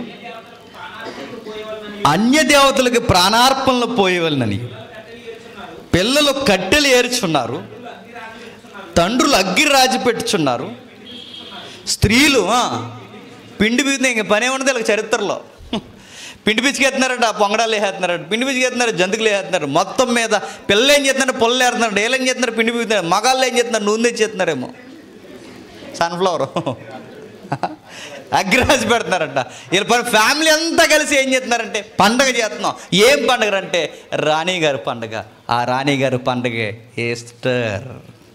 ఏంటది? ఈస్టర్కే గుర్తుపెట్టుకోండి. ఆ రోజు ఈ 40 రోజులు తిన్న మనం ఏ రోజు గట్టిగా తినేద్దాం చెప్పండి. నేను విమర్శించట్లేదు, మూల ఇది ఉందని చెప్తున్నా. 40 రోజులు ఏం తింటాను, లాస్ట్ రోజు తినేస్తారు. చెప్పండి ఆ రోజు ఏంటి? మొత్తం అన్నీ వండుకొని. ఆ రోజు ఈ ఫిలాసఫీ అక్కడ ఉండేదట. నిజమైన ఈస్టర్ అనే పదం ఎక్కడదంటే అది ఆ దేవత పేరు మీద ఇన్ని వండుకున్నారు. కామన్ పాయింట్ ఒకటి చెప్పనా, దేవుడు ఎలాంటి పిచ్చి పిచ్చి పనులు చేస్తే దేవుడు అబ్జర్వ్ చేస్తాడు. కట్లేరుకోవడం కూడా దేవుడు అబ్జర్వ్ చేస్తున్నాడంటే దేవుడు ఆయనకి నచ్చని ఏదన్నా ఆచార సాంప్రదాయాల్లోకి వెళితే ఆయన ప్రతిదీ నోట్ చేస్తాడనడానికి రెఫరెన్స్ ఆధారం చూడండి. కట్లేరుకోవడం, వారు ఏం వండుకుంటున్నారో, ఎవరు పిండి పిసుకుతున్నారో, ఎవరు అగ్గి రాసి పెడుతున్నారో, ఇవన్నీ చూస్తున్నారంటే మనం పొరపాటున ఏదన్నా పండగల్లోనికి ఆచారాల్లోనికి జాయిన్ అయ్యామో దేవుడు ఇవన్నీ చూస్తాడా చూడదు? చెప్పండి. చూస్తాడు. మనతో వచ్చిన గొడవని చెప్పినా అన్ని పండుగలు చేసేస్తాం మనం. కానీ గుర్తుపెట్టుకోండి, దేవుడు ఏ పండుగలో నువ్వు ఎలా వ్యవహరిస్తున్నావు దేవుడు ఖచ్చితంగా చూస్తాడు. కింద ఏమైనా ఉందా? నాకే కోపం పుట్టించినంతగా వారు దానిని చేయుచున్నారు. నాకే కోపం పుట్టించినంతగా వారు దానిని చేయుచున్నారు. నా కోపం వచ్చింది అన్నాడు. ఎలాంటి కల్చర్ ఉండేదట ఎక్కడ? Assyrians, Babylonians. మూల తెగలు ఎవరండి? Assyrians, Babylonians. ఇప్పుడు ముగిస్తాను. ఇక ఎప్పుడైతే వీరు చెదిరిపోయారో, చెదిరిపోయిన తర్వాత ఎందుకు చెదిరిపోయారు? బైబిల్లో రాయబడింది 11వ అధ్యాయం. ఎందుకు చెదిరిపోయారు? దేవుడే చెదరగొట్టేశాడు. ఎందుకు? వీళ్ళ కుదురుగా ఉండక కూర్చుని గోపురాలు కట్టి నిమ్రోదు గోళ్ళు లాంటి వాళ్ళని అందులో పెట్టి వీళ్ళందరూ ఏం చేస్తున్నారండి? ఆరాధన, యెహోవాకు విరుద్ధమైన ఆరాధన, దేవీ దేవతల ఆరాధన జరిగింది. దేవుడు అంతకు పడగొట్టేశాడు, చెదరగొట్టేది. చెదిరిపోయిన వీరు ఆయా ప్రాంతాలకు వెళ్ళిపోయినా భాష మారిపోయింది, ప్రాంతం మారిపోయింది, కానీ వీళ్ళ నమ్మకాలు మాత్రం మారలేదు. భాషలో ఆ దేవుడికి పేర్లు మారాయి. అందులో భాషను బట్టి పిలువబడిన పేర్లు ఇందాక మీకు చెప్పాను. అసూరియన్స్ ఏమన్నారంటే ఇస్తార్ అన్నారు. బాబిలోనియన్స్ ఏమన్నారంటే అష్టారోతు అన్నారు. రోమీలు ఏమన్నారంటే పాచ్నా అన్నారు. ఐగుప్తులు ఏమన్నారంటే ఐసిస్ అన్నారు. అంటే ఎందుకు ఇన్ని పేర్లు వచ్చినా ఒక్క దేవుడి కంటే వీళ్ళు చెదిరిపోయారు కనుక భాష మారిపోయింది. కనుక భాష మారిపోయినా వాళ్ళ భావం మాత్రం మారలేదు. అంత ఒకే దేవుడిని చూసేస్తున్నాయి. ఎప్పుడైతే రాజ్యాలు కూడా మారిపోయినాయి. బాబిలోనియన్స్ తర్వాత మెడో పెర్షియన్స్ వచ్చారు. మెడో పెర్షియన్స్ తర్వాత గ్రీకులు వచ్చారు. గ్రీకుల తర్వాత రోమీలు వచ్చారు. మీకు అర్థమవుతుందో లేదో? బాబిలోనియన్స్ తర్వాత మాదీయ పార్శికులు, మాదీయ పార్శికుల తర్వాత గ్రీకుల తర్వాత ఈ ప్రపంచాన్ని పాలించింది రోమన్స్. ఎందుకన్నా పూర్వం ఇంకా అసూరియన్స్. వీళ్ళంతా ఒకరి తర్వాత ఒకరు ఈ ప్రపంచాన్ని పాలిస్తున్నప్పుడు కామన్గా ఇన్ని రాజ్యాల్లో కామన్గా పిలువబడిన దేవుళ్ళు, ముఖ్యమైన దేవుళ్ళు ఎవరంటే చెప్పండి? అస్తరతు, నిమ్రోజు, తమ్మూస్. వీళ్ళని అలాగ డౌన్లోడ్ చేసుకుంటూ రామ ప్రభుత్వం వరకు తీసుకొచ్చారట. రామ ప్రభుత్వం కూడా దీన్ని ఆరాధిస్తుంది చాలా గట్టిగా. అలాంటి టైంలో గుర్తుపెట్టుకోండి, సంఘంలోనికి మెల్లగా వచ్చింది ఇది, ఈ ఆరాధన. సంఘంలోనికి ఈ విధానం వచ్చింది. 40 రోజులు ఏడ్చే కార్యక్రమం వచ్చింది. ఎలా వచ్చింది? ఒకరోజు గుర్తుపెట్టుకోండి, క్రైస్తవులను చాలా అతి దారుణంగా చంపుతున్నారు. స్టెఫన్ చంపేశారు కదండి బైబిల్లో. స్టెఫన్నే కాదు, మొదటి శతాబ్దంలో చాలామంది క్రైస్తవులను చంపేశారు. యెరూషలేముకు గొప్ప హింస కలిగిన తర్వాత పరారైపోయారు. అపోస్తుల తర్వాత సంఘం చిత్రవదకు గురైపోయింది. ఆ తర్వాత మొదటి శతాబ్దం నుంచి 2వ శతాబ్దం నుంచి 3వ శతాబ్దం వరకు క్రైస్తవుల్ని దారుణంగా చంపేశారు. గర్భిణీ స్త్రీలను, గర్భిణీ స్త్రీలను మానాల్లోని కత్తులు పెట్టి వాళ్ళ గర్భాలు పైనుంచి కిందకి చీరేసి బిడ్డను బయటకు లాగేసేవారు. ఆ బిడ్డని, తల్లిని పట్టుకెళ్ళి పుల్లుకి, సింహాలకి వేసేసేవారు. పురుషులు ఎవరైతే ఉన్నారో ఆ పురుషుల్ని మైనువులో ముంచి, ఆ మైనువులో ముంచబడిన తర్వాత ఆ స్తంభాలకి చెట్లు గడ్డేసి నిప్పంటించేసేవారు. బొగ్గుమని వెలిగిపోతే వాళ్ళ ఎలుగులో ఇలాంటి ల్యాంపుల్లాగా వారిని పెట్టుకుని ఆ వెలుగుల కింద భోజనాలు చేసేవారు. క్రైస్తవులను దారుణంగా చంపారు, స్త్రీలను, పురుషులను, పిల్లలను. కానీ విషయం అర్థమైంది రామ ప్రభుత్వానికి. క్రైస్తవుని చంపేకూడదు. క్రైస్తవం పెరిగిపోయింది. ఎంతగా పెరిగిపోయిందంటే దానిలో ఉంటుంది, చేతి సహాయం లేకుండా తీయబడిన ఆ చిన్ని రాయి, అదే క్రైస్తవం. రోమ ప్రభుత్వాన్ని తునాతునకలుగా కొట్టడం ప్రభుత్వం అబ్జర్వ్ చేసిందట. ఎక్కడో చిన్నగా ప్రారంభమైన ఈ చిన్ని సంఘాలు లేదా వారి నమ్మకాలు ఈరోజు ప్రభుత్వానికి ఎసరెట్టేంతగా ఎదిగిపోయాయి. అంటే ఆ మాటకు అర్థం ఏంటంటే ప్రభుత్వమే కుప్పగూలిపోయేలా. ఎందుకంటే ఎందరో జనులు చంపేకూడదు అందులోకి వెళ్ళిపోతున్నారు. ప్రభుత్వం ఎంత బలముగా వారి మీద హస్తం మోపినా ఇంకా పెట్టరేగిపోతున్నారు. ఒక రోజుకి అర్థమైందట, రోమా సామ్రాజ్యం ఆధిపత్యం మెల్లమెల్లగా కోల్పోవడం అబ్జర్వ్ చేసాడు ఒక రాజు. ఆడి పేరే కాన్స్టెంట్. ఎవరు? కాన్స్టెంట్. ఎప్పుడైతే ఈ రాజు చూడదుగా ఆయనే కాన్స్టంటినోపుల్, ఎప్పుడైతే ఈయన అబ్జర్వ్ చేశాడో, వీళ్ళ తల్లి మంచి బిలీవరు, మంచి క్రైస్తవరాలు, మంచి విశ్వాసి, దేవుని బాగా నమ్మే తల్లి. ఆమె పేతురు గారి ఇంటి మీద పెద్ద చర్చ్ కట్టడానికి పునాది వేసింది ఎవరో తెలుసా? ఆమె. అపోస్తులు ఎక్కడెక్కడున్న సమాధులన్నీ యెరూషలేముకి తీసుకొచ్చి వారి సమాధులన్నింటిని ఒకే దిక్కున పూడ్చి ఒక్కొక్కరి దగ్గర ఒక్కొక్క చిహ్నాన్ని పెట్టించింది ఎవరు తెలుసా? ఆమె. క్రైస్తవులకు ముఖ్య ఆరాధన స్థలాలు ఆ రోజుల్లో జాగ్రత్త చేయబడ్డాయంటే ఆ జాగ్రత్త చేయడానికి ప్రతి స్థలాన్ని ఓ కట్టడంతో కట్టించింది ఎవరో తెలుసా? ఆవిడే. కొడుకు రాజు అయిన తర్వాత, ఆమె క్రైస్తవురాలు అయిన తర్వాత క్రైస్తవ్యానికి కాస్త సెక్యూరిటీ వచ్చింది. ఎప్పుడైతే రోమా సామ్రాజ్యం ఆధిపత్యం తగ్గిపోతుందో ఇతడు కూడా ఒక విషయాన్ని తీవ్రంగా ఆలోచించాడు. మనమే క్రైస్తవులమైపోతే, క్రైస్తవ్యమే ప్రభుత్వంలోకి వచ్చేస్తే ఇక ప్రభుత్వానికి బలం చెప్పండి పెరుగుద్ది. అప్పుడు ఏం చేశాడంటే కొన్ని హామీలు ఇచ్చాడు. ఏం హామీలు ఇచ్చాడంటే, ఇదిగో ఈ రోజు నుంచి క్రైస్తవుల మీద ఒక దెబ్బ కూడా పడదు. చక్రవర్తిగా నేను చెప్తున్నాను, మిమ్మల్ని ఎవ్వరు ఏమనరు, మిమ్మల్ని ఎవ్వరు ఏమి చేయరు, మిమ్మల్ని ఎవ్వరో ఏ ప్రలోభానికి గురి చేయరు, మిమ్మల్ని బాధ పెట్టరు. నేనే క్రైస్తవుడు అయిపోయాను. ఎప్పుడైతే ఈయన క్రైస్తవుడు అయిపోయాడో, సామాన్యంగా పిలువబడే ఈ మతం, వాళ్ళ భాషలో చెప్తున్నాను, ఒక్కసారి క్లాసిక్ రిలీజియన్ అయిపోయింది. చాలా గౌరవపదమైన మతం అయిపోయింది. ఎందుకంటే రాజే మతాన్ని స్వీకరించాడు. ఎప్పుడైతే క్లాసిక్ రిలీజియన్ అయిపోయిందో అప్పుడు ఏం చేశాడు తెలుసా? ప్రపంచంలో ఉన్న క్రైస్తవులందరూ రోమ ప్రభుత్వం కింద ఉన్న వాళ్ళందరికీ ఊపిరి పీల్చుకున్నట్టు అయిపోయింది. వాడు కొన్ని రాయితీలు ఇచ్చాడు. అప్పటికే సంఘానికి బిషప్స్ ఉన్నారు కదండి, ఎవరైతే ఉన్నారో ఈ సంఘానికి పెద్దలుగా పిలువబడుతున్న ఎల్డర్స్, వీళ్ళందరినీ పిలిపించాడు. ఇదిగో ఇక మిమ్మల్ని ఎవ్వరు ఏమనరు, నేను ఏలికను, నా కింద మీరు ఏలికలుగా ఉండండి, మీకు అధికారాలు ఇస్తారని చెప్పి వాళ్ళకి అధికారాలు ఇచ్చి సింహాసనాలు వేసి వాళ్ళని కూర్చోబెట్టాడు. ఎప్పుడైతే సంఘంలో ఉన్న కొంతమంది పెద్దలకి అధికారాలు ఇచ్చారో సంఘము రాజకీయంతో కలవడం స్టార్ట్ అయింది. ఎప్పుడైతే రాజకీయంతో కలిసిందో గుర్తుపెట్టుకోండి, అప్పటికే రోమా ప్రభుత్వం ఒక ఫిలాసఫీని నమ్ముతూ వచ్చింది. ఏంటి ఆ ఫిలాసఫీ? ఇప్పటివరకు చెప్పాను, గంటన్నర చెప్పాను మీకు. ఆ నిమ్రోదు, ఆస్టారోతు, తమ్మూస్, ఆ నమ్మకాలు వారిని బాగా మగ్గిపోయి ఉన్నారు. ఎవరు? రోమా ప్రభుత్వం. బాబులోన్స్ దగ్గర నుంచి మెడోఫెర్షియన్ దగ్గర నుంచి గ్రీకుల దగ్గర నుంచి రోమన్స్. ఇప్పుడు రోమన్స్ నుంచి ఎక్కడికి వస్తుంది ఇది అంటే సంఘంలోకి వస్తుంది. ఎలా వస్తుందంటే, ఎప్పుడైతే క్రైస్తవుని తీసుకొచ్చి వీడు సింహాసనాల మీద కూర్చోబెట్టాడో అప్పటి వరకు క్రైస్తవులకి దేవాలయాలు లేవు. వాళ్ళు కూడుకునేది ఎక్కడ చెప్పినా ఇంటెంట, వాళ్ళు కూడుకునేది ఎక్కడ చెప్పినా ఎక్కడ స్థలం దొరికితే ఎక్కడ, వాళ్ళకంటూ ప్రత్యేక దేవాలయాలు ఏమీ లేవు. ఎప్పుడైతే వీడు మారిపోయాడు, వీడు ఏమన్నాడంటే, ఇక నేనే మారిపోయాను కనుక, మా గుడులన్నీ ఖాళీగా ఉన్నాయి కనుక ఇప్పుడు మా గుడుల్ని మీరు చర్చలు చేసుకోండి అన్నాడు.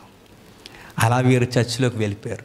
చర్చిలోకి వెళ్ళిపోయిన తర్వాత అప్పటికే సెమీరా తమ్మూజుని ఎత్తుకుని ఉంది. నీకు అర్థమైందా? ఎప్పుడైతే ఆ దేవాలయంకి వెళ్ళిందో ఒకసారి ఆ ఇమేజ్ అయ్యి తమ్ముడు, ఆవిడ ఎవరైతే అష్టారతు తమ్మూజు దేవుడిని ఎత్తుకుని ఉందో ఆ ఎత్తుకున్న గుడుల మీద ఈ బొమ్మలన్నీ ఉన్నాయి. అప్పుడు వీళ్ళేమన్నారు చెప్పిన పెద్దలందరూ, ఇప్పుడు ఆవిడ మాకు అష్టారతు కాదు, ఆవిడ మాకు మరియా అన్నారు. అది తమ్మూజు కాదు, ఆయన ఎవరో తెలుసా? మా కుమారుడు జీసస్ అన్నారు. ఆ బొమ్మ, ఆ ముక్కు, ఆ కిరీటాలు ఇవన్నీ ఎక్కడ అనుకుంటున్నారు? ఇప్పటికీ మీరు ఎక్కడికైనా పండు దగ్గర లేదని ఒక గుడి ఉంటే అక్కడికి పోయి మీరు చూడండి, మక్కి నెట్లో కూడా చూడండి, ఆ బొమ్మలు, ఆ బాబు ఇవన్నీ ఎవరు అనుకుంటున్నారు? ఆయన యేసుక్రీస్తు కాదు. ఆ కనిపిస్తున్న ఆమె తల్లి అయిన మరియా కాదు. ఈ మూలం ఎక్కడిది అంటే సెమీరామిస్, తమ్మూజ్. ఇది బాబులోనియన్స్ నమ్మకం క్యాథలిక్లోకి వచ్చేసింది. ఎప్పుడైతే క్యాథలిక్లోకి వచ్చిందో ఈ నమ్మకాన్ని, ఇప్పటికీ మీరు పోయి చూడండి, చాలా విచిత్రంగా ఉంటాయి ఆ గుళ్ళు. మీరు ఎప్పుడైనా చూసారా? చాలా విచిత్రంగా గుళ్ళు కనబడుతుంటాయి మనకి, విచిత్రముగా. మీరు ఎప్పుడైనా చూసారా? లేదు ఆ గుళ్ళన్నీ. అక్కడి నుంచి మెల్లమెల్లగా ప్రపంచం ఆ గుడులు కట్టుకోవడం నేర్చుకుంది. ఒకరోజు వీళ్ళకి అర్థమైంది, అధికారాలు ఇచ్చావు కానీ మాకు ఆరాధనకు ఒక క్రమం పద్ధతి లేదు. పెద్దలందరూ ఆలోచించుకున్నారు. అందులో ఆర్చ్ బిషప్స్ రెవరెండ్స్, అప్పటికి పోపుల విధానం రాలేదు. అప్పటికి ఎప్పుడైతే ఇదంతా జరిగిందో, ఈ లెసన్ చెప్తేనే ఏదో ఫోన్ వచ్చేదా, ఎప్పుడైతే ఇదంతా జరుగుతున్న టైంలో ఒకరోజు ఒక విషయం జరిగింది. మా వాళ్ళకి ఒక ఫాస్టింగ్ డేస్ కావాలి. ఒక దిక్కు 4 రోజులు చేస్తున్నారు, కొంతమంది 40 గంటలు చేస్తున్నారు, కొంతమంది 4 వారాలు చేస్తున్నారు. మా అందరికీ చెప్పండి, ఒక పద్ధతి కావాలి. ఎప్పుడైతే వీళ్ళు ఇది కోరారో, కోరిన తర్వాత విషయం ఏమర్థమవుతుందో తెలుసా? ఒకరోజు 325లో, సరిగ్గా 325లో ఆసియా కౌన్సిల్ ఒకటి జరిగింది చరిత్రలో. క్రీస్తు శకం 365. ఒక్క నిమిషం. బ్యూటిఫుల్.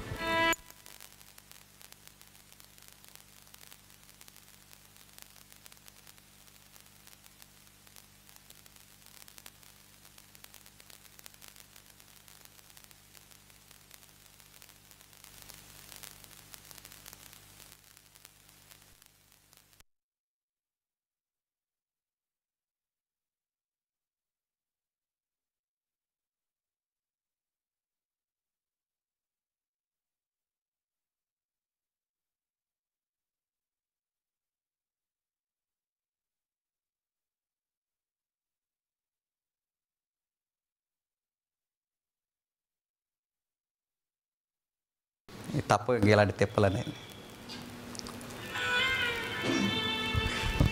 ఒక నిమిషం.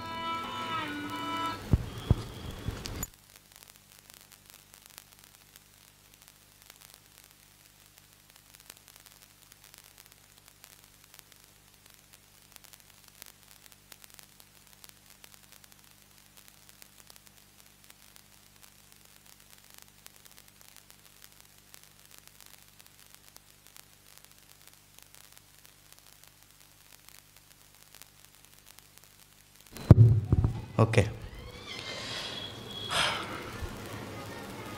325.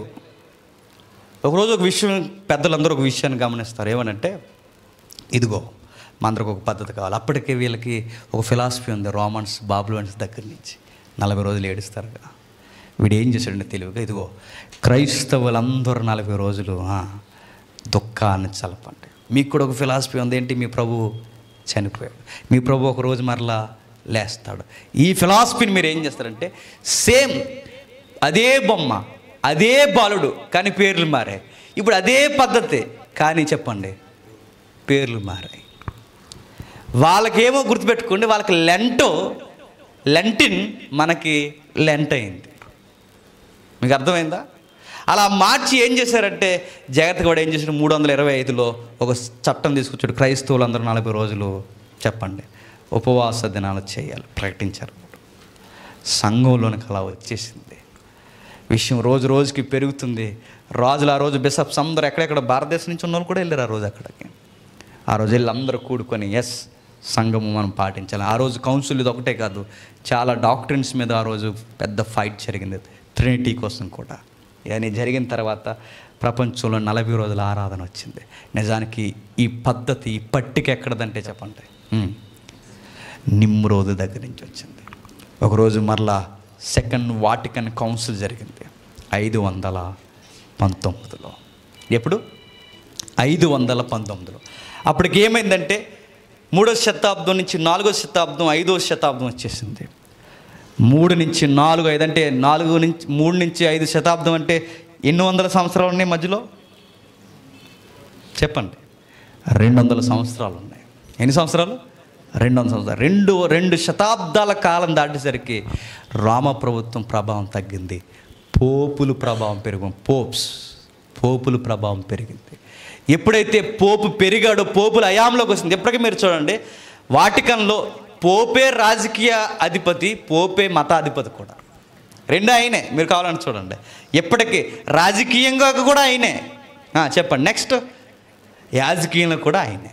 ఎప్పుడైతే 5వ శతాబ్దంలో సంఘానికి పోపుల హయాం వచ్చిందో అప్పుడు పెద్దలందరూ కొంచెం రియలైజ్ అయ్యారు, అయ్యే మూలాలన్నీ ఎలా ఉన్నాయి, మన విషయాలు మనం మార్చలేదు. ఆ రోజు మరలా సెకండ్ వాటికన్ కౌన్సిల్లో వీళ్ళందరూ కూడుకున్నారు. పెద్ద దేవాలయం చూడండి. వాళ్ళందరూ కూడుకున్న తర్వాత ఆ రోజు మరలా నిర్ణయించుకున్నారు. ఏమని నిర్ణయించుకున్నారంటే, మనం మార్చాలి, ట్రాన్స్లోకి తీసుకెళ్ళాలి. ఏం చేయాలంటే ఆ మూలాలన్నీ పక్కన పెట్టి కొన్ని మంచి విషయాలు మనం తెర మీదకి తీసుకురావాలి.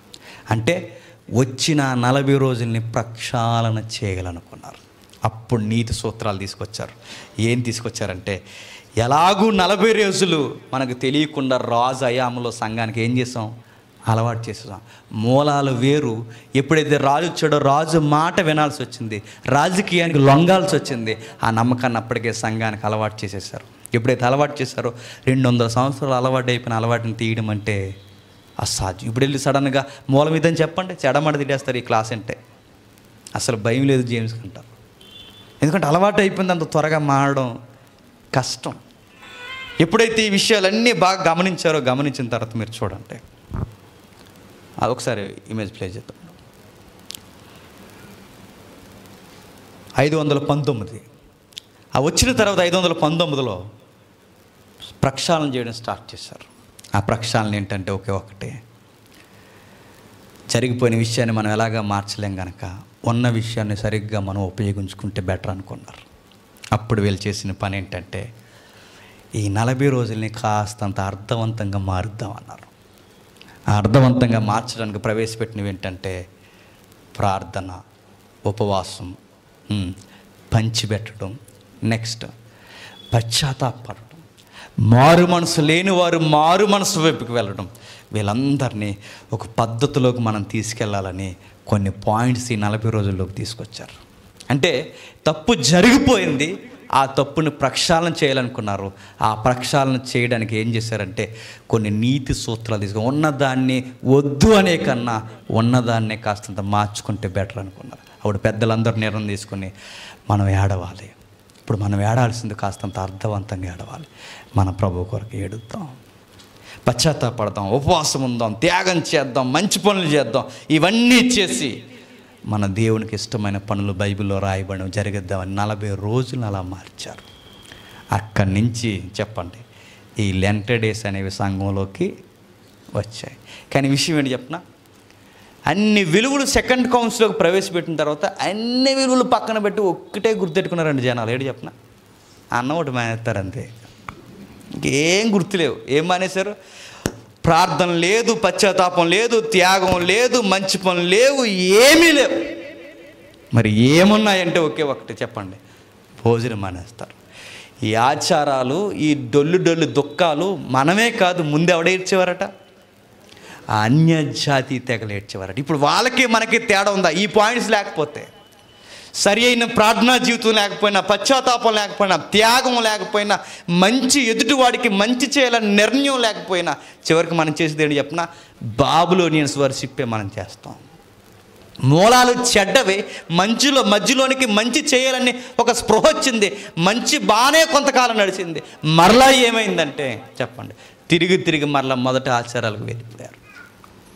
బైబిల్ ఎక్కడ లెంట లేదు, బైబిల్ ఎక్కడ ఈస్టర్ అనే పదం లేదు. మరి ఎలా వచ్చాయి రాజుల దగ్గర నుంచి. ఇప్పుడు వచ్చినవి తీయడం కష్టం కనుక ఏం చేశారు పెద్దలందరూ అంటే, సరే కొంచెం ప్రక్షాళన చేద్దాం, ఉన్నదాన్ని తీసేసే కన్నా కొంచెం పద్ధతిని జాగ్రత్తగా వాక్యానికి దగ్గరగా తీసుకొద్దామని ఏం చేశారంటే కొన్ని విలువలు నేర్పించారు. ప్రార్థన చేయమని బైబిల్ చెప్పిందా లేదా? చెప్పింది. ఉపవాసం చేయమని బైబిల్ చెప్పిందా లేదా?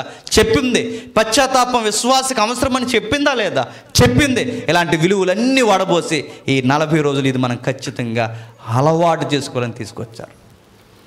ఈ విలువల ప్రకారం ఈ 40 రోజులు చేస్తే కాస్త దేవునికి నచ్చుతారు. ఈ విలువలన్నీ పక్కకు దోసేసి కేవలం లెంటన్నదాన్ని ఒక వ్రతంలాగా మీరు చూసారో, ఆ వ్రతం ఏంటో చెప్పండి, తమ్ముజు కూడా వ్రతం అది. మీరు దాన్ని కేవలం చాలామంది మా కొలీగ్స్ చాలామంది ఉంటారండి, వాళ్ళు ఏమంటారు చెప్పనా, ఒరే ఈ లెంట అయ్యే వరకు మేము డ్రింక్ చేయంరా అంటారు. డ్రింక్ అంటే థమ్సప్ కాదు. చెప్పండి, ఇలా రథమత అలాగే. బయట వాళ్ళు కూడా రంజాన్ అయ్యే వరకు ఏం చేయం, బయట వాళ్ళు కూడా పలానా పూజలు అయ్యే వరకు ఏం చేయం అని ఏదైతే అదే శివరాత్రి అది అయ్యే వరకు చేయమని వాళ్ళు ఎలా అంటారో మనవారు కూడా లెంటనే ఏం చేస్తారు చెప్పండి, ఆచారం చేస్తారు. ఈ లెంట అయ్యే వరకు మేము మాంసం తినవరా, ఈ లెంట అయ్యే వరకు మేము పెళ్ళిళ్ళు చేసుకోవరా, ఈ లెంట అయ్యే వరకు శోభనాలు లేవరా, ఈ లెంట అయ్యే వరకు పిండి వంటలు లేవరా, ఈ లెంట అయ్యే వరకు మాంసమే వద్దురా, ఈ లెంట అయ్యే వరకు చెప్పులే వేసుకోవరా. ఇవన్నీ ఏంటి చెప్పండి, ఆచారం. ఎలా వచ్చాయి? అసలు విషయం వదిలేశారు. పెద్దలకు కూడా ఎందుకు చెప్పినా శ్రమ దినాల్లో ఎందుకు పెళ్ళిళ్ళు, శ్రమ దినాల్లో ఎందుకు కార్యక్రమాలు పెట్టుకోవద్దంటారంటే ఆ టైం మీరు వేస్ట్ చేయొద్దు.